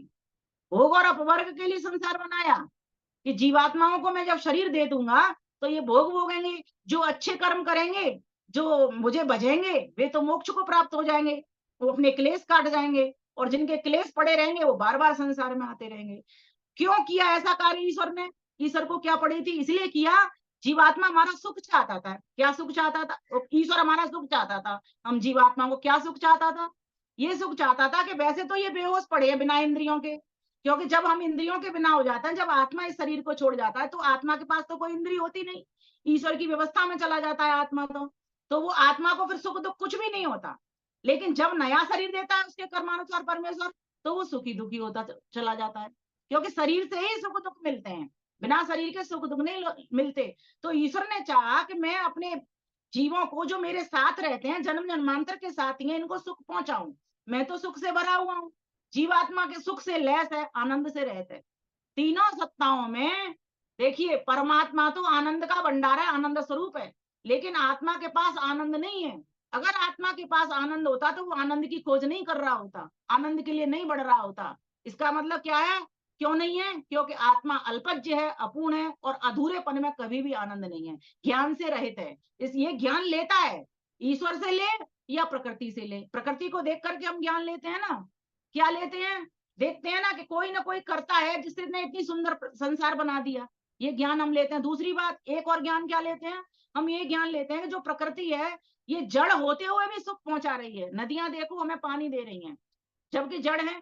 पर्वत देखो, हमको पर्वत हमारी रक्षा कर रहे हैं। और दूसरी बात, पर्वत हमें विशालता को सिखला रहे हैं, पर्वत हमें अडिग होना सिखा रहे हैं, पर्वत हमें स्थिर होना सिखा रहे हैं। हमें एक एक वस्तु, प्रकृति से बनी हुई जड़ वस्तु भी हमारे बहुत सारा संदेश दे रही है। धरती माता हमें बहुत सारे गुण सिखा देती है, क्षमा करना सिखा देती है। कितना बोझल लेके आदमी घूम रहा है लेकिन सारे को सहन कर रही है। तो जड़ पदार्थ भी हमें इतना सुख पहुंचा सकते हैं। तो ये जो मनुष्य है, क्यों नहीं इस बात को देखकर जड़ प्रकृति से सीखे, उसको शिक्षक तो बनाए, लेकिन उसके सुख में ही ना रम जाए। क्यों? क्योंकि मिलावटी सुख मिलेगा। क्यों? क्योंकि अनित्य सुख मिलेगा। क्यों? क्योंकि क्षणिक सुख मिलेगा। और पूरा व्यक्ति को चाहिए पूरा। अगर किसी व्यक्ति से मैं कहूं 50% तू सुख ले ले, 50% तू दुख ले ले, तो कौन व्यक्ति राजी होगा जी? कोई नहीं होगा। सब कहेंगे भैया मुझे एक भी दुख नहीं चाहिए, मुझे तो पूरे की पूरे 100% सुख चाहिए, मुझे एक भी दुख नहीं चाहिए। कोई भी लेना नहीं चाहता। और जब लेना नहीं चाहता तो वैसा हमको उधर जाना पड़ेगा जहां पर एक भी दुख नहीं है। परमेश्वर में एक भी दुख नहीं है। योग दर्शन में महर्षि पतंजलि क्या कहते हैं? क्लेश, कर्म, विपाक, आशय, अपरामिष्टा, पुरुष विशेषो ईश्वर। कि परमेश्वर कैसा है? क्लेशों से रहता है, उसमें एक भी क्लेश नहीं है। पंच क्लेश जो हमारे होते हैं, अविद्या, अस्मिता, राग, द्वेष, अविनाश, उसमें एक भी क्लेश नहीं है। क्लेश कहाँ होते हैं? क्लेश वहीं होते हैं जहाँ अपूर्णता होती है। राग द्वेष कहाँ होते हैं? वहीं होते हैं जहाँ अपूर्णता होती है, क्योंकि दूसरे से पाना चाहता है, और अगर उसको नहीं मिलती वो चीज तो वो दुखी हो जाता है। सुखानुसई राग, दुखानुसई द्वेष। सीधा सीधा ये सूत्र फॉर्मूला है कि जहां से सुख मिलता है वहां व्यक्ति को राग होता है, और जहां से दुख मिलता है वहां पर द्वेष हो जाता है। तो जो प्रकृति का जो सुख है वो सारा की सारा मिलावटी है, सारा की सारा घटिया है। जब व्यक्ति को ये समझ आ जाती है कि परमेश्वर में एक भी क्लेश नहीं है, और ये जो सारा संसार है ये क्लेशित भी करता है और अक्लेशित भी करता है, यहाँ पर सुख भी मिलता है दुख भी, दोनों चीजें मिलती हैं, तो मैं कहाँ बढ़ूंगा? मैं वहां बढ़ूंगा जहां पर एक भी दुख नहीं है। क्यों? और परमेश्वर में क्यों नहीं है दुख? तो कहा कर्म, वो सकाम कर्म नहीं करता। हम संसार की कामना से कोई भी कर्म करते हैं, लेकिन परमेश्वर तो निष्काम कर्म करता है। हमारे शुभ कर्म करें, भले ही बढ़िया कर्म करें, अच्छा कर्म कर रहे हैं, मंदिर बनवा रहे हैं, लेकिन संसार की कामना तो है कि मेरा नाम हो, मेरे पंखा पे नाम लिखे, मेरे मंदिर पे नाम लिखे, ये कामना तो है। लोकेशना तो किसी की छूटी नहीं है। एक बार को व्यक्ति पुत्रेशना वित्तेशना छोड़ सकता है, लेकिन लोकेशना छोड़ना बड़ा मुश्किल कार्य हो। स्वामी श्रद्धानंद से जब कहा था तो उन्होंने यही तो कहा, लोकेशना तो मया न त्यक्ता। भैया मैंने लोकेशना नहीं त्यागी। जबकि सन्यासी का तो धर्म है सबसे पहले इन तीनों लोकेशनाओं को छोड़ दे, लेकिन आज कौन ऐसा होगा? सन्यासियों को छोड़िए, मैं एक सामान्य बात कर रही हूँ। हमारे महात्मा जन तो बहुत बड़ा तप और त्याग कर रहे हैं। तो कहने का भाव, जब हमको ये समझ में आएगी प्रकृति के जो परिणाम है, प्रकृति के सुख में एक बात और नोट करने की है, अशांति है। लेकिन परमेश्वर के सुख में अशांति नहीं है, वहां शांति है। इसीलिए उसका एक नाम शांत स्वरूप है, एक नाम सुख स्वरूप है, एक नाम दुख विनाशक है, एक नाम उसका प्राणों का प्राण है। आप बोलते हो ना नित्य प्रति, क्या बोलते हो? ओम भूर्भुवः स्वः। तीनों बात मैंने वही तो कह दी है। वो प्राणों का प्राण अर्थात प्राण प्रिय, उससे अधिक प्राण प्रिय कोई होता नहीं है, जो कि हमें श्वासें दे रहा है। सोचो, सबसे बड़ी दौलत अगर व्यक्ति के पास है तो ये श्वासें हैं। कुछ व्यक्ति ऐसे हैं रात को सोते हैं सुबह उठते नहीं, पता चला 1 घंटे में कहाँ गए, छूमंतर हो गए। इसीलिए परमेश्वर के पास जो सुख है, अगर व्यक्ति को ये समझ में आ गई तो वो निष्काम कर्म करेगा। निष्काम कर्म करने से परमेश्वर की ओर बढ़ेगा, सकाम कर्म करेगा तो प्रकृति की ओर बढ़ेगा, क्योंकि उसे पता ही नहीं है कि प्रकृति का सुख कैसा है, घटिया सुख है। इसमें जितना जितना मैं जाता हूँ उतना उतना रम जाता हूँ, और उतना उतना पतन की राह में चला जाता हूँ। बार बार इन योनियों में आता हूँ, घूमता हूँ, कभी गधा बनता हूँ, कभी घोड़ा बनता हूँ, कभी कुत्ता बनता हूँ, कभी सियार बनता हूँ, कभी कुछ बन जाता हूँ। और जब उसको ये समझ में आ जाएगी ये तो मिलावटी सुख वाले, यहाँ तो सुख और दुख दोनों चीजें चलती ही रहेंगी, तो वो सोचेगा कि मैं अगला जन्म नहीं लूं, और ये मनुष्य के हाथ में है और किसी प्राणी के हाथ में नहीं है ये ताकत। जीवात्मा कर्म करने में स्वतंत्र है, तो मनुष्य रूप में वो कर्म ये बुद्धि के, क्योंकि उसके पास मन और बुद्धि विवेक वैराग्य है। वो सोच सकता है कि वैराग्य को बढ़ा करके, विवेक को धारण करके और वैराग्य को बढ़ा करके मैं ईश्वर की ओर जा सकता हूँ। तो मन बुद्धि का सहारा लेगा, सही निर्णय ले सकता हूँ, सही संकल्प कर सकता हूँ, निष्काम कर्म कर सकता हूँ। पशु पक्षी तो भोगियों नहीं किए हैं, वो तो भोग रहे हैं, और जैसे बांध दिए हैं वैसे ही बंधे पड़े हुए हैं, जैसे बना दिए हैं वैसे ही वैसे चल रहे हैं, जो कुछ उनको दांत दे दिए वैसे वैसे विचरण कर रहे हैं। लेकिन ये मनुष्य एक चालाक प्राणी है, इसको दांत और हाथ दिए ऐसे बहुत अच्छे, बहुत सॉफ्ट, लेकिन ये सॉफ्ट सामान को छोड़कर, शाकाहार को छोड़ करके ये मांसाहार की ओर बढ़ गया। इसने अपनी बुद्धि और लगा डाली, जबकि बुद्धि तो इसको मिली थी उत्थान करने के लिए, ऊपर चढ़ने के लिए, शाकाहार भोजन करने के लिए, शाकाहार मनस वचस को बनाने के लिए। लेकिन इसने शाकाहार न मनस बचाए, ना तो इसने सात्विक मन बनाया, ना सात्विक वाणी बनाई, ना सात्विक इसने कर्म व्यवहार बनाया। इसीलिए जब व्यक्ति को ये समझ में आ जाती है कि जो प्रकृति का सुख है ये सुख पूर्ण नहीं है, ये अधूरा है, इसमें सुख भी है दुख भी है, और जहां अधिक सुख है, जहां पूरा सुख है, जहां एक भी मिलावट नहीं है, जहां कोई घटियापन नहीं है, बढ़िया ही बढ़िया है, फिर वो उस तरफ मुड़ेगा। तो जो योगी होते हैं, जो विवेकी व्यक्ति होते हैं, वे चार चीजें देख लिया करते हैं संसार में। एक मैंने बात बताई, परिणाम, क्योंकि वो संसार कैसा है, ये परिवर्तनशील है, तो परिणाम धर्म को देखते हैं वे हर सुख में, कि आज ये रसगुल्ले से मुझे सुख मिल रहा है तो कल ये मुझे नुकसान करेगा, मुझे डायबिटीज बढ़ा देगा मेरी। वो ऐसे देख करके वो उसको विष समझ करके हटा देता है कि मुझे नहीं खाना भाई, मैं डायबिटिक हो गया हूं। लेकिन मेरा जैसा व्यक्ति डायबिटीज होते हुए भी मिठाई खाए चले जा रहा है। तो कहने का भाव यहाँ पर ये कि जो विवेकी होगा, जो वैरागी होगा, वो सही प्रकार का ज्ञान लेगा और वो परमात्मा की ओर, जैसा जैसा परमात्मा का आदेश है वैसा भोजन करेगा, वैसे विचार बनाएगा, वैसी संगत करेगा, वैसे लोगों के पास बैठेगा, और प्रकृति के सुख को छोड़ करके परमात्मा की सुख की ओर लग जाएगा। इतना तो लेगा प्रकृति का सुख, भूख लगी है भोजन करेगा, लेकिन सिर्फ पेट भरने के लिए ही भोजन करेगा वो। फिर ये नहीं है पेट ही भरने के लिए भोजन रखे वो। लोग आजकल यही तो कर रहे हैं, पेटियां भर भर करके रख रहे हैं, पेट नहीं। और जिस दिन हमको ये समझ में आ जाएगी कि पेट भरना है, ये भोजन मिला है सिर्फ पेट भरने के लिए, और वो भी सिर्फ 3 भाग, पूरा पेट भी नहीं भरना, कुछ भाग, इसीलिए कुछ आहुतियां पहले भोजन करने से पहले निकाल दी जाती हैं। और भोजन मंत्र जब पढ़ा हो जाता है तब भी ये कह दिया जाता है, परमेश्वर मैं अकेला ना खाऊं, मोघमन्नम विन्दते अप्रचिता सत्यम ब्रवीम तस्य नार्यमणम पुष्यति नो सखायम केवलागो भवति केवलादि। मैं अकेला ना खाऊं, सभी का भाग है इसमें, सभी को मिले, पूरे परिवार के लोगों को मिले, और अतिथि भी आ जाए उसको भी ये भोग मिल जाए। तो जब ऐसी भावना आ जाती है तो समझो वो परमात्मा के आदेश को मान रहा है, और परमात्मा को सही रूप में समझ रहा है, और प्रकृति को भी सही रूप में वो समझ रहा है। क्योंकि व्यक्ति ठूस ठूस के खाएगा, बफे में चला जाएगा, खूब ठूस ठूस के खाएगा, वो भूल जाता है प्रकृति का धर्म, कि मैं ठूस के खाऊंगा तो रात को मुझे परेशानी होगी। कई लोगों को मैंने ऐसे भी देखा है, रात को शादी में से आए, खा करके आए, और सवेरे तो पता ही चला कि वो है ही नहीं व्यक्ति। क्यों? क्योंकि कहीं ना कहीं हमारी अविद्या है, कहीं ना कहीं हमारा अज्ञान है, और वो अज्ञान कहाँ फंसा है, प्रकृति में फंसा हुआ है। क्योंकि प्रकृति के सुख को हमने सब सुख समझ लिया है, जबकि प्रकृति के सुख में जहां सुख है वहां दुख भी उसमें मिला हुआ, भरा हुआ पड़ा है।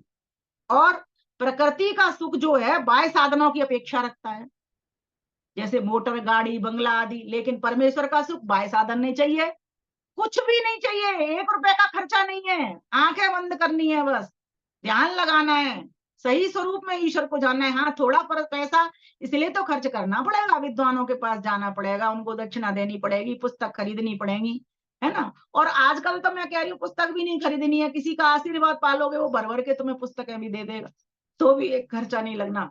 तो आंतरिक साधनों से, श्रम दमो इच्छा श्रद्धा समाधान, इन आंतरिक साधनों से, इस आंतरिक संपत्ति से उस परमेश्वर को प्राप्त हम कर लेंगे, सही सुख की ओर बढ़ जाएंगे। और वैसे भी मैंने आपको बताया, ये जो मन और बुद्धि है ना, इनको आप, हमारे ये जो मन और बुद्धि है ये भी तो सतोगुण, रजोगुण, तमोगुण से बने हुए हैं। जिस व्यक्ति का जो मन है धार्मिक कार्यों में लगा हुआ है, वो व्यक्ति सात्विक गुण वाला हो जाता है। तो हमें कहाँ तक पहुंचना है, हमें सात्विक गुण, प्रकृति में से भी असली चीज खींचनी है। जैसे घी लाए, घी में से भी हमें देसी घी निकालना है। उसको आप घी को ताओगे तो जब हम उसको गर्म करते हैं तो गर्म करने के बाद में जो पतला घी होता है वो प्योर घी हो जाता है। और जो नीचे जम जाता है ना, थोड़ा गर्म करना, पूरा गर्म नहीं करना, जो नीचे नीचे जम जाता है, बैठ जाता है, वो डालडा घी होता है। ऐसा कुछ लोगों का कहना है। हमने तो इतना ज्यादा परीक्षण नहीं किया, पर जैसे बताया करते हैं। शहद की भी लोग पहचान करते हैं कौन सा शहद बढ़िया है, उसके भी बहुत सारे प्रैक्टिकल है, 3-4 वो प्रैक्टिकल करके देखते हैं। तो लोगों को इतनी बुद्धि दी है परमेश्वर ने, इस बुद्धि से वो जांचे कि सुख कहाँ ज्यादा है, कहाँ बढ़ियापन है, कहाँ घटियापन है। जब वो ऐसा देख लेगा तो बाह्य साधनों की अपेक्षा नहीं करेगा कि मेरे पास जी इतने बढ़िया बढ़िया घर होना चाहिए, मेरे इतने बढ़िया सोफा होने चाहिए जी, मेरे घर अतिथि आएंगे तो क्या कहेंगे जी। कई बार मैंने ऐसा भी देख, घरों में इतनी बड़ी विडंबना है कि कोई अतिथि आ रहा होता है, कहता है जी मेरा घर तो सेट नहीं था इसलिए मैंने तो कह दिया मैं हूं ही नहीं घर में। ऐसे भी मैंने लोगों को कहते हुए सुना है। और जब घर में गए तो पता चला घर में ही बैठे थे वो लोग। माताओं बहनों, बहुत समझने की बात है। ये जो मन बुद्धि मिले हैं, ये मन बुद्धि हमको ईश्वर की ओर बढ़ाने के लिए मिले हैं। आप इससे बंधन भी कर सकते हो, आप इससे मोक्ष की गति भी कर सकते हो। मन ये मनुष्याणाम कारणम बंध मोक्षयो। ये तो मन तो बढ़िया शक्ति समझ करके इसको बढ़िया प्रयोग करिए, भले ही प्रकृति से मिला है, क्योंकि प्रकृति जो हमें उपभोग दे रही है, कुछ ना कुछ हमें करवाने के लिए दे रही है। माना कि उसमें पूरा सुख नहीं है, लेकिन जितना भी सुख दे रही है हमें समझाने के लिए ही तो दे रही है वो। तो इस बात की शिक्षक की बन रही है कि मेरे पास पूरा सुख नहीं है, सीधा सीधा ईमानदारी से बता रही है तुम इस झगड़े में मत पड़ना, मेरे पास पूरा सुख नहीं है। ये सीधा सीधा वो बता रही है, अपनी वस्तुओं से, अपने व्यक्तियों से, अपने स्थान विशेष से, सबसे बता रही है वो। तो हमें उसे शिक्षक मान करके भी ईश्वर की ओर बढ़ सकते हैं कि पूरा पूरा सुख कहाँ है। इस संसार में तो आज तक किसी को मिला नहीं है, तो पूरा पूरा सुख कहाँ है, परमेश्वर के ही पास है।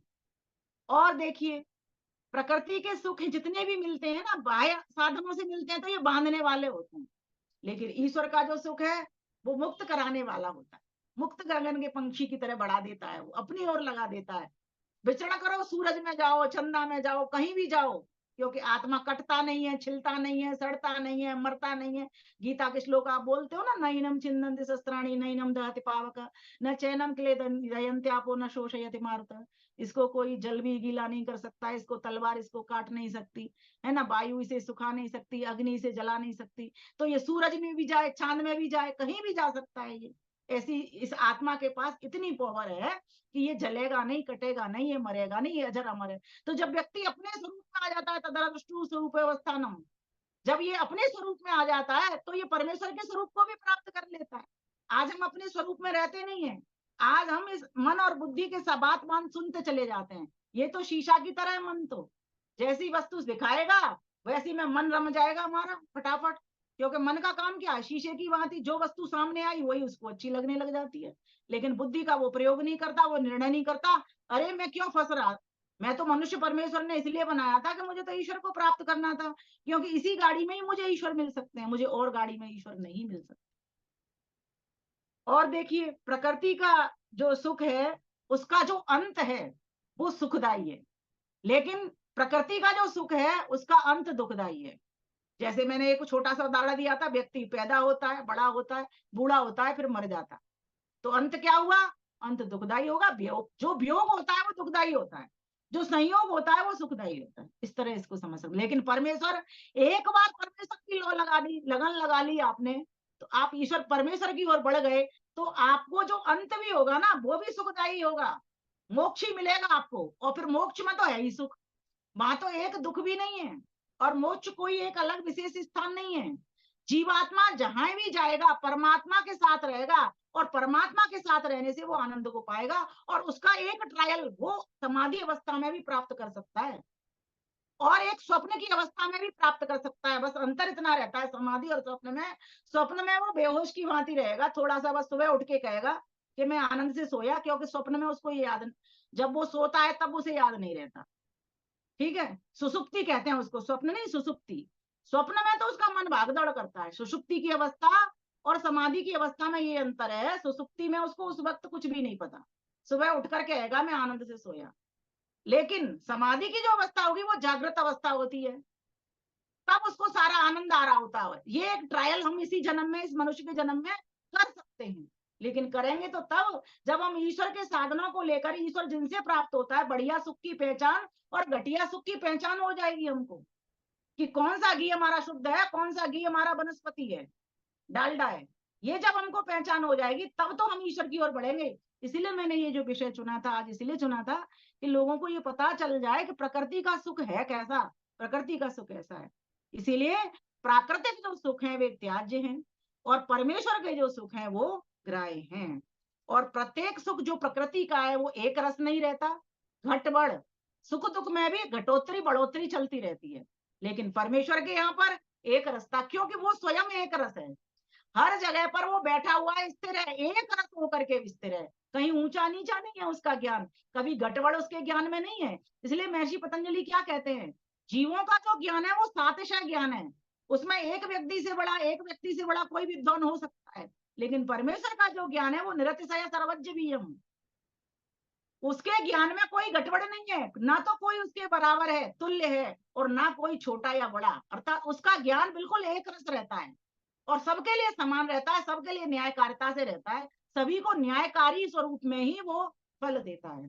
तब जब इतनी बात समझ में आ जाती है और प्रकृति के जो सुख है उसमें न्यूनता होती है, परमेश्वर का जो सुख होता है उसमें कोई न्यूनता नहीं रहती। ये सीधा सीधा वेद मंत्र बता देता है, अकामो धीरो अमृत स्वयंभू रसेन तृप्तो न कुतश्चनो न तमेव विद्वान् न विभाय मृत्यो आत्मानं धीरम अजरम युवानम। अकाम है वो, उसको कोई कामना अपने लिए नहीं है, इसीलिए उसमें न्यूनता नहीं है, इसीलिए उसे अपने लिए कामना नहीं है। मैंने आपको पहले बताई थी ये बात। तो जहां न्यूनता है वहीं कामना है, और जहां कामना तभी है जबकि न्यूनता है। तो न्यूनता को भरने के लिए पूर्णता की ओर जाएंगे हम, और हम क्या कर रहे हैं, न्यूनता को खत्म करने के लिए न्यूनता की ओर जा रहे हैं। समस्या ये है। तो इस समस्या के समाधान को खोजने के लिए पहले प्रकृति को देखना पड़ेगा, प्रकृति को देख करके फिर हम समाधान की ओर, पुरुष की ओर बढ़ पाएंगे, अर्थात परमात्मा की ओर बढ़ पाएंगे। पुरुष से अर्थ दो होते हैं, पुरुष माने परमात्मा भी है, पुरुष माने जीवात्मा भी है। वहां संगत हमको परमात्मा की जीवात्मा की देख करके लगानी होती है कि किस मंत्र में। तो ये जो मंत्र है पूरा की पूरा परमात्मा के लिए, इसमें कहा अकामो धीरो, वो ज्ञानी है, और जब ज्ञानी है, पूर्ण ज्ञानी है, तो उसमें कोई कमी नहीं है। आनंद कहाँ है, जहां ज्ञान है। जीवात्मा तो अज्ञ है, देखिए परमात्मा सर्वज्ञ है, जीवात्मा अल्पज्ञ है, मतलब थोड़ा जानती है, परमात्मा सब जानता है, जीवात्मा अल्पज्ञ थोड़ा जानती है। लेकिन प्रकृति अज्ञ है, जड़ है, ज्ञान से रहित है। अ माने अभाव, ज माने ज्ञान, ज्ञान का अभाव है उसमें। तो जहां ज्ञान का अभाव है वहां आनंद कैसे मिलेगा जी। पागल व्यक्ति को पूछ के देखना कितना आनंद होता है, देखने में हंसता हुआ नजर आएगा वो, लेकिन सबसे ज्यादा दुख उसको, मूर्खता में सबसे ज्यादा क्या है, पागलपन है, अर्थात अज्ञानता है। जहां जहां व्यक्ति की बुद्धि का स्तर बढ़ेगा वहां वहां पर उसका ज्ञान बढ़ेगा, ज्ञान बढ़ेगा तो प्रकाश होगा, प्रकाश होगा तो आनंद की प्राप्ति होगी, और हमें उसी ज्योतिष स्वरूप की ओर तो बढ़ना है। हमको अज्ञान की ओर थोड़ी बढ़ना है, हमें अविद्या की ओर, अविद्या में बढ़ेंगे तो फिर आ जाएंगे, फिर इसी प्रकृति में बन जाएंगे। हमें तो प्रकृति से छूटने के लिए मनुष्य का चोला मिला है। हे नर अब तो जन्म सुधार, हे नर अब तो जन्म सुधार, मिली तुझे ये सुंदर गाड़ी करने को उद्धार, हे नर अब तो जन्म सुधार। ये गाड़ी है बड़ी निराली, मन पंखों से उड़ने वाली, मुक्त गगन में सामान फैलाई जा रहा टाटा बिड़ला कार, रे नर अब तो जन्म सुधार, रे नर अब तो जन्म सुधार। इस गाड़ी के आगे कितनी भी महंगी गाड़ियां ले लेना, सब बेकार है। यही गाड़ी तुमको मुक्ति का रास्ता प्रशस्त करेगी। अगर अब भी आकर के इस गाड़ी का सदुपयोग नहीं कर पाए तो आगे तो समझ लो महती विनष्टि है। उपनिषद का ऋषि क्या कहता है, इह चेत अवेदित सत्यम अस्ति, नो चेदिह अवेदित महती विनष्टि। अगर इसी जन्म में जान लिया तो ये बात ठीक है, तो तुम्हारा चोला सार्थक हो गया। और अगर नहीं जान पाए तो फिर भटको, फिर चलो सूरदास की तरह चक्कर लगाते लगे। सूरदास घूम गया बहुत बड़े महल में, और घूमता जा रहा है, उसको खुजली हो जाती थी, तो दरवाजे उस महल में बहुत थे, चलता चला जा रहा है, दरवाजा जैसे ही आता भूल जाता था, क्योंकि उसकी खुजली उठ जाती थी तो खुजाने लग जाता जब दरवाजा आता था। तो शायद कहीं ना कहीं हमारे भी वासना और तृष्णाओं की खुजली ऐसे ही हो चुकी है, उसके पीछे का जो कारण है वो अविद्या है। इसीलिए हम इस अविद्या को काटने के लिए प्रकृति को समझें, क्योंकि जो अविद्या है वही प्रकृति है, वही प्रकृति से बनवाने वाली है। क्योंकि अविद्या का भी अगर आप सूत्र खोलोगे तो यही निकलता है, अनित्य, अशुचि, दुख, अनात्मसु, नित्य, शुचि, सुख, आत्मख्याति, अविद्या।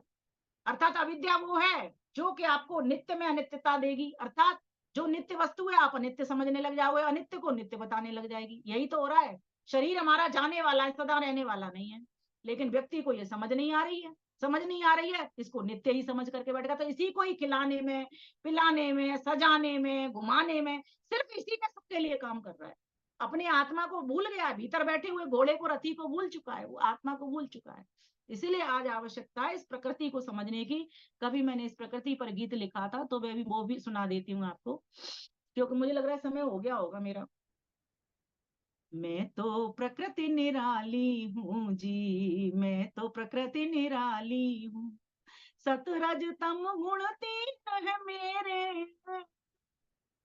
व्यापक धर्मा वाली हूँ, मैं तो प्रकृति निराली हूँ जी, मैं तो प्रकृति निराली हूँ। मैं मतलब जीवात्मा नहीं, ये प्रकृति की ओर से संदेश जा रहा है। प्रकृति कह रही है कि मैं तो निराली हूँ। कैसी हूँ मैं सत्रह तीन गुण वाली हूँ और व्यापक धर्मार्थ हर वस्तु के भीतर में हूँ। इस पुस्तक ये पुस्तक भी प्रकृति से, ये शरीर भी प्रकृति से। जो कुछ आप देख रहे हो संसार में, सारा दृश्य रूप, रंग, आकार, प्रकार, भार, ये जो कुछ देख रहे हो आप, 5 बातें मैंने बोली हैं, ये सब प्रकृति से निर्मित है। जीवात्मा में कोई आकार नहीं, जीवात्मा में कोई भार नहीं, जीवात्मा काला नहीं, गोरा नहीं, लंबा नहीं, ठिंगना नहीं। ये लंबापन, ठिंगनापन, कालापन, गोरापन, ये किसके धर्म है? ये सब प्रकृति के धर्म है। इसलिए समझिए इस प्रकृति को। ये प्रकृति कह रही है मैं कैसी हूँ, अपना स्वरूप खोल रही है। तो कहती है जड़ हूँ किंतु हूँ माता जग की, मुझसे ही सब लेते जन्म। माना कि मैं जड़ हूँ, ठीक बात है, और मैं अपने आप कुछ करती नहीं हूँ, लेकिन फिर भी माँ तो हूँ ना। जड़ हूँ किंतु हूँ माता जग की, मुझसे ही सब लेते जन्म। मैं नहीं होती तो ये संसार नहीं होता। बिन मेरे कोई कर्म करे ना, बिन मेरे जल अन्न न ग्रहण, बिन मेरे कोई कर्म करे ना, बिन मेरे जल अन्न न ग्रहण। सब जग ओत प्रोत रहती, सब जग ओत प्रोत रहती, परिणाम बदलने वाली हूँ, मैं तो प्रकृति निराली हूँ जी, मैं तो प्रकृति निराली। सतरज तम गुण तीन है मेरे, व्यापक धर्मा वाली हूँ, मैं तो प्रकृति निराली हूँ जी, मैं तो प्रकृति निराली। फिर आगे कहती है जितने भी जग रूप देखते, वे सब मेरे कारण हैं, शुक्ल व लोहित कृष्ण रंग से विकृत सृष्टि विविधारण है। क्या कहा? अजामेका लोहित शुक्ल कृष्णम बहवी प्रजा सृजमानाम स्वरूपा, अजो एको जुष्माणो अनुशेते जहाते नाम भुक्त भोगाम अजोन्या। ये कौन कह रहा है? ये श्वेता सुतर उपनिषद का ऋषि कह रहा है कि मैं कैसी हूँ। प्रकृति बता रही है, श्वेता सुतर के उपनिषद के ऋषि बोल रहे हैं। क्या कह रहे हैं? अजाम एकाम लोहित शुक्ल कृष्णम, मैं अजा हूं। यहाँ पर 2 अज तो परमात्मा जीवात्मा है और एक जो अजा है वो प्रकृति है, तो इसमें स्त्रीलिंग आया है। और बाकी के जो 2 अज है, अजो ये को और क्या नाम है उसका, अजोन्य, दोनों के लिए अज अज आया है। परमेश्वर के लिए भी अज आया है। अज और अजा एक ही बात है, बस स्त्रीलिंग पुल्लिंग का भेद है। तो अज माने जिसका जन्म नहीं होता, प्रकृति का जन्म नहीं होता, ईश्वर का जन्म नहीं होता, और जीवात्मा का जन्म नहीं होता। ये जो जन्म हो रहे हैं, मरण हो रहे हैं, ये शरीर के मरण धर्म हो रहे हैं जन्म, ये आत्मा जन्म मरण में नहीं आता। ये मैंने गीता के श्लोक से भी आपको कह दिया। तो यहाँ बताया जा रहा है कि ये कैसी है, तो कहा लोहित कृष्ण शुक्ल कृष्णम, लाल रंग की है, कृष्ण काले रंग की है और श्वेत सफेद रंग की है। अब ये हम जब छोटे थे तो 3 रंगों से पूरा बहुत बड़ा अष्टवार्ल्ड कलर चक्र बनाया करते थे।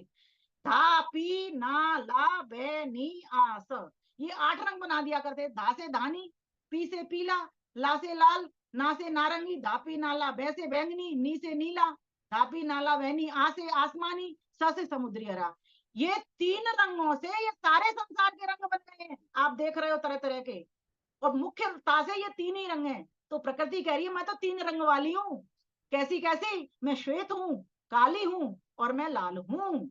और कहा क्या कह रही है? बहवी प्रजा संगमानाम स्वरूपा, और मेरे कारण ये सारे संतान देख रहे हो। संतान मतलब जो उत्पन्न हुई चीजें हैं, चाहे मनुष्य के रूप में हो वो, चाहे और अनेकों जितने भी पशु पक्षी हैं उनके रूप में हो, चाहे वस्तुओं के रूप में हो, चाहे स्थानों के रूप में हो, ये सब मेरे ही कारण हैं। और फिर क्या कहती है कि अजो एको जुषमाणो अनुसेतो, और जो एक है, एक जो परमात्मा है वो कैसा है? वो भोग नहीं करता इस प्रकृति का, मेरा भोग नहीं करता। और जहां ते नाम भुक्त भोगा मजना, और जो दूसरा पुरुष है, जो दूसरा पुरुष जीवात्मा है, वो मेरा उपभोग करता है। तो मैं कैसी हूँ? रंग रूप वाली, आकार प्रकार वाली और भार वाली। ये इसीलिए जो साकार जो संसार देख रहे हो आप, साकार ला आकार सहित जो संसार देख रहे हो, वो मेरे कारण है। हूँ भले ही मैं जड़, लेकिन मेरे कारण है। तो देखो प्रकृति कितनी सुंदर बात कह रही है। जितने भी जग रूप देखते वे सब मेरे कारण हैं। शुक्ल व लोहित कृष्ण सरंग से विविध सृष्टि विविधारण है। पराधीन फिर भी परमार्थी, पराधीन जरूर है वो, लेकिन परमार्थ को नहीं छोड़ रही है। इससे सीखने का सबक लें। पराधीन फिर भी परमार्थी, परार्थ विचरने वाली हूँ। मैं तो प्रकृति निराली हूँ जी, मैं तो प्रकृति निराली हूँ, मैं तो प्रकृति निराली हूँ जी, मैं तो प्रकृति निराली। परार्थ अर्थात दूसरे के अर्थ, दूसरे के उद्देश्य के लिए मैं विचरण कर रही हूँ। जैसे मैंने उदाहरण दिया कि जो पलंग है वो पलंग के लिए नहीं है, जो केसर है वो केसर के लिए नहीं है, वो केसर किसी व्यक्ति के लिए, वो पलंग किसी व्यक्ति के लिए। इसलिए मैं परार्थ दूसरे के उद्देश्य से विचरण कर रही हूँ। काश ये शिक्षा हमारे मनुष्यों के भी जीवन में आ जाए कि मेरा जो जन्म हुआ है, मैं तो चेतन आत्मा हूँ और मेरा कर्म क्या है? सबको सुख पहुंचाना, सबके उद्देश्य विचरना, ये मेरा कार्य होना चाहिए। मतलब जीवात्मा को समझ नहीं आ रही, और प्रकृति जो अज्ञ है, जिसमें ज्ञान नहीं है, जो जड़ता से भरी हुई है, वो फिर भी हमको सुख पहुंचा रही। ये समझने की बात है। पुरुष परम चेतन ने मुझको सम्मानित कर बढ़ा दिया। प्रशंसा कर रही है, प्रशंसा गुण हमारे पास नहीं है। प्रकृति क्या कहती है? पुरुष परम चेतन ने मुझको सम्मानित कर बढ़ा दिया। मेरा सम्मान ये किया उसने, सतत तम से सारा संसार बना डाला, मुझे चारों ओर व्यापक कर डाला। व्यापक तो मैं थी, लेकिन किसी को दिखती नहीं थी, मुझे दृश्य रूप में लेकर के आ गया। मेरा भारी सम्मान है। और किसी व्यक्ति को जब यश करना हो तो समझो क्या होता है, क्या कहते हैं हम जी, मेरा बड़ा सम्मान हुआ। किसी को कोई फूल माला पहना देता है, किसी का यश बहुत बढ़ता है, तो उसका सम्मान ही तो होता है। तो प्रकृति इस बात को कह रही है कि मुझे पुरुष परमेश्वर ने मेरा कितना बड़ा सम्मान किया है, मुझे चारों ओर दिखा दिया, मुझसे सारा संसार बना दिया। पुरुष परम चेतन ने मुझको सम्मानित कर बढ़ा दिया, अन्यथा मैं जड़ क्या कर सकती, सृष्टि बना मुझे खड़ा किया। अन्यथा मैं जड़ क्या कर सकती, सृष्टि बना मुझे खड़ा किया। साधन हूँ, फोर्स से कह रही है, साधन हूँ नहीं साध्य समझना, साधन हूँ नहीं साध्य समझना, साध्य मिलाने वाली हूँ। मैं तो प्रकृति निराली हूँ जी, मैं तो प्रकृति निराली हूँ। 3 ही तो तत्व हैं, एक साधन है, एक साध्य, एक साधक है। जीवात्मा साधक है, परमेश्वर साध्य है, और ये जो सारा संसार है जो प्रकृति से बना हुआ, ये साधन है।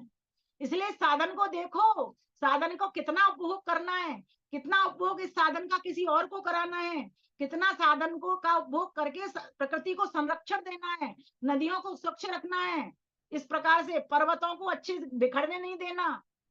कहने का भाव यहाँ पर जितनी भी जड़ता है, धरती है, इसको सपाट रहने दो, इसको खोद खोद के गड्ढे मत बनाओ, इस पर फालतू की बिल्डिंग मत चिन्हो। कितनी बढ़िया बढ़िया बात है, लेकिन हम प्रकृति की शिक्षा को नहीं सीख पा रहे। माना कि वो सुख भी देगी दुख भी देगी पृथ्वी पर आकर के, लेकिन फिर भी शिक्षा कितनी बड़ी दे रही है।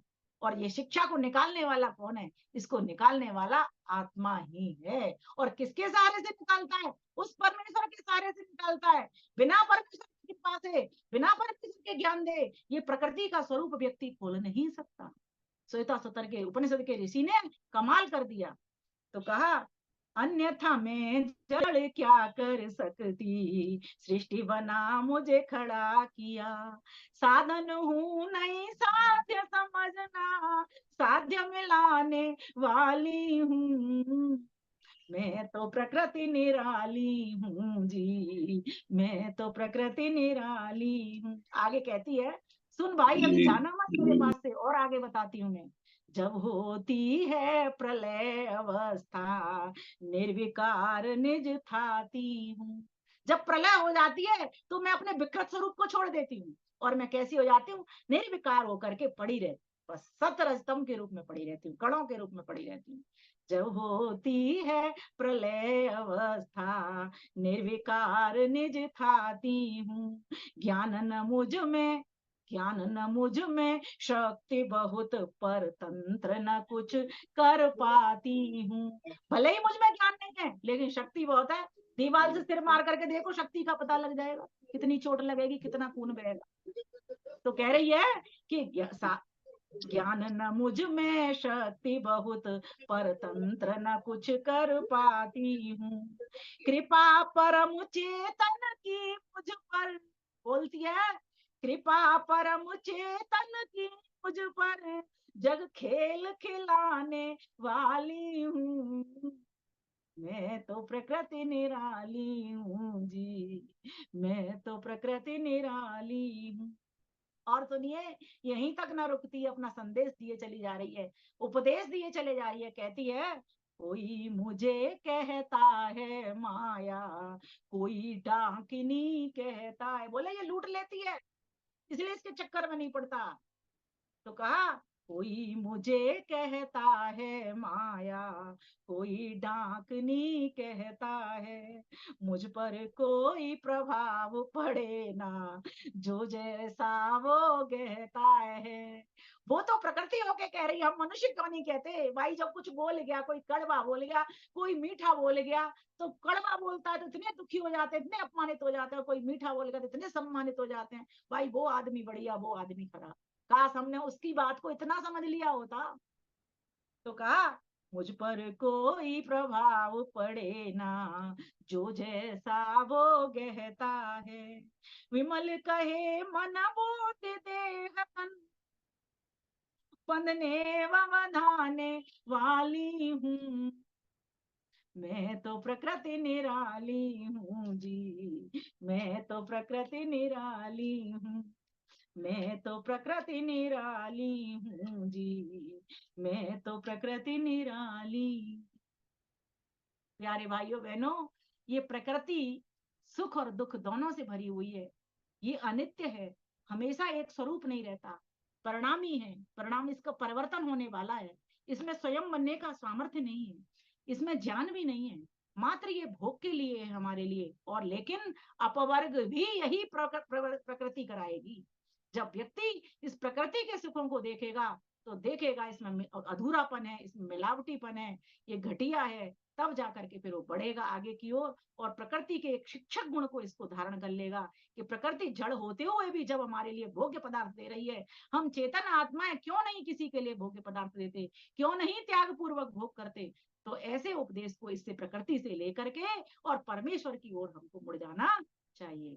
तो आज के लिए संदेश यही है कि प्रकृति का सुख कैसा, प्रकृति के सुख को हमने जाना कि प्रकृति का सुख स्थिर नहीं है, नित्य नहीं है। ये संसार में जो कुछ हमें दिखाई दे रहा है वो सब क्षणिक है, ये संसार सारा क्षणिक है। हमको भरोसा नहीं, पानी के बुलबुले की भांति है, हम सभी जानते हैं, कहते सभी हैं इस बात को, लेकिन जब तक इतने डीपली, इतनी गहराई से हम इस प्रकृति में नहीं उतरेंगे तब तक हमें परमेश्वर का ध्यान नहीं आएगा। इसीलिए संध्या का समय हो रहा है, अपनी वाणी को मैं यहीं विराम देती हूँ। परमेश्वर कृपा करे हम सबके ऊपर, हम इस प्रकृति में रहते हुए प्रकृति का दोहन शोषण न करते हुए, प्रकृति को सही शिक्षक समझते हुए उस परमेश्वर की ओर बढ़ने वाले बने।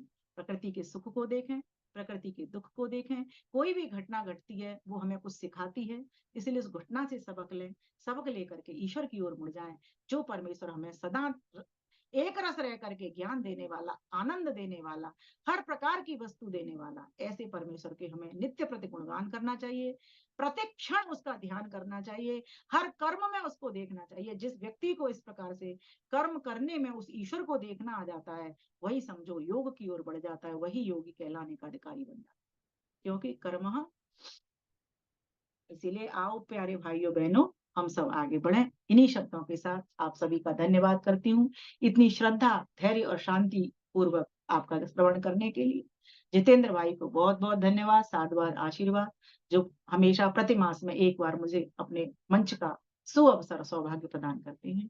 और हमारी बहन जी जो अभी अध्यक्षता करती हैं, उनको भी आदरणीय उषा चित्कारा जी को भी मैं नमन करती हूँ। धन्यवाद, नमस्ते जी। बहुमुखी प्रतिभा संपन्न दर्शनाचार्य आदरणीय विमलेश बंसल जी, आपका बहुत बहुत धन्यवाद। बधाई गीत से लेकर मैं तो प्रकृति निराली हूं तक आपने बहुत ही सरल शब्दों में अपना उद्बोधन रखा। हम जब जब आपको आग्रह करते हैं, आप तुरंत ही हमें समय दे देती हैं और इस कार्यक्रम में हमारे साथ हमारा मार्गदर्शन करती हैं। आपका बहुत बहुत धन्यवाद, बहुत बहुत आभार। आइए शांति पाठ के साथ हम आज की सभा का विसर्जन करें। ओम द्यौ शांति अंतरिक्ष गुं शांति पृथ्वी शांतिरापा शांतिरोषधयः शांतिः वनस्पतयः शांतिर्विश्वे देवा शांति ब्रह्म शांति सर्वं शांति शांतिरेव शांति सामा शांतिरेधि। ओम शांति शांति शांति। जय जय घोष के लिए आप अपने माइक को ओपन कर सकते हैं। जो बोले सो अभय सत्य सनातन की जय। जगत गुरु महर्षि दयानंद जी की जय हो। भारत माता की जय। गौ माता की रक्षा हो, पालन करो। सच अमर रहे, वेद की ज्योति जलती रहे, ओम का वैदिक ध्वनि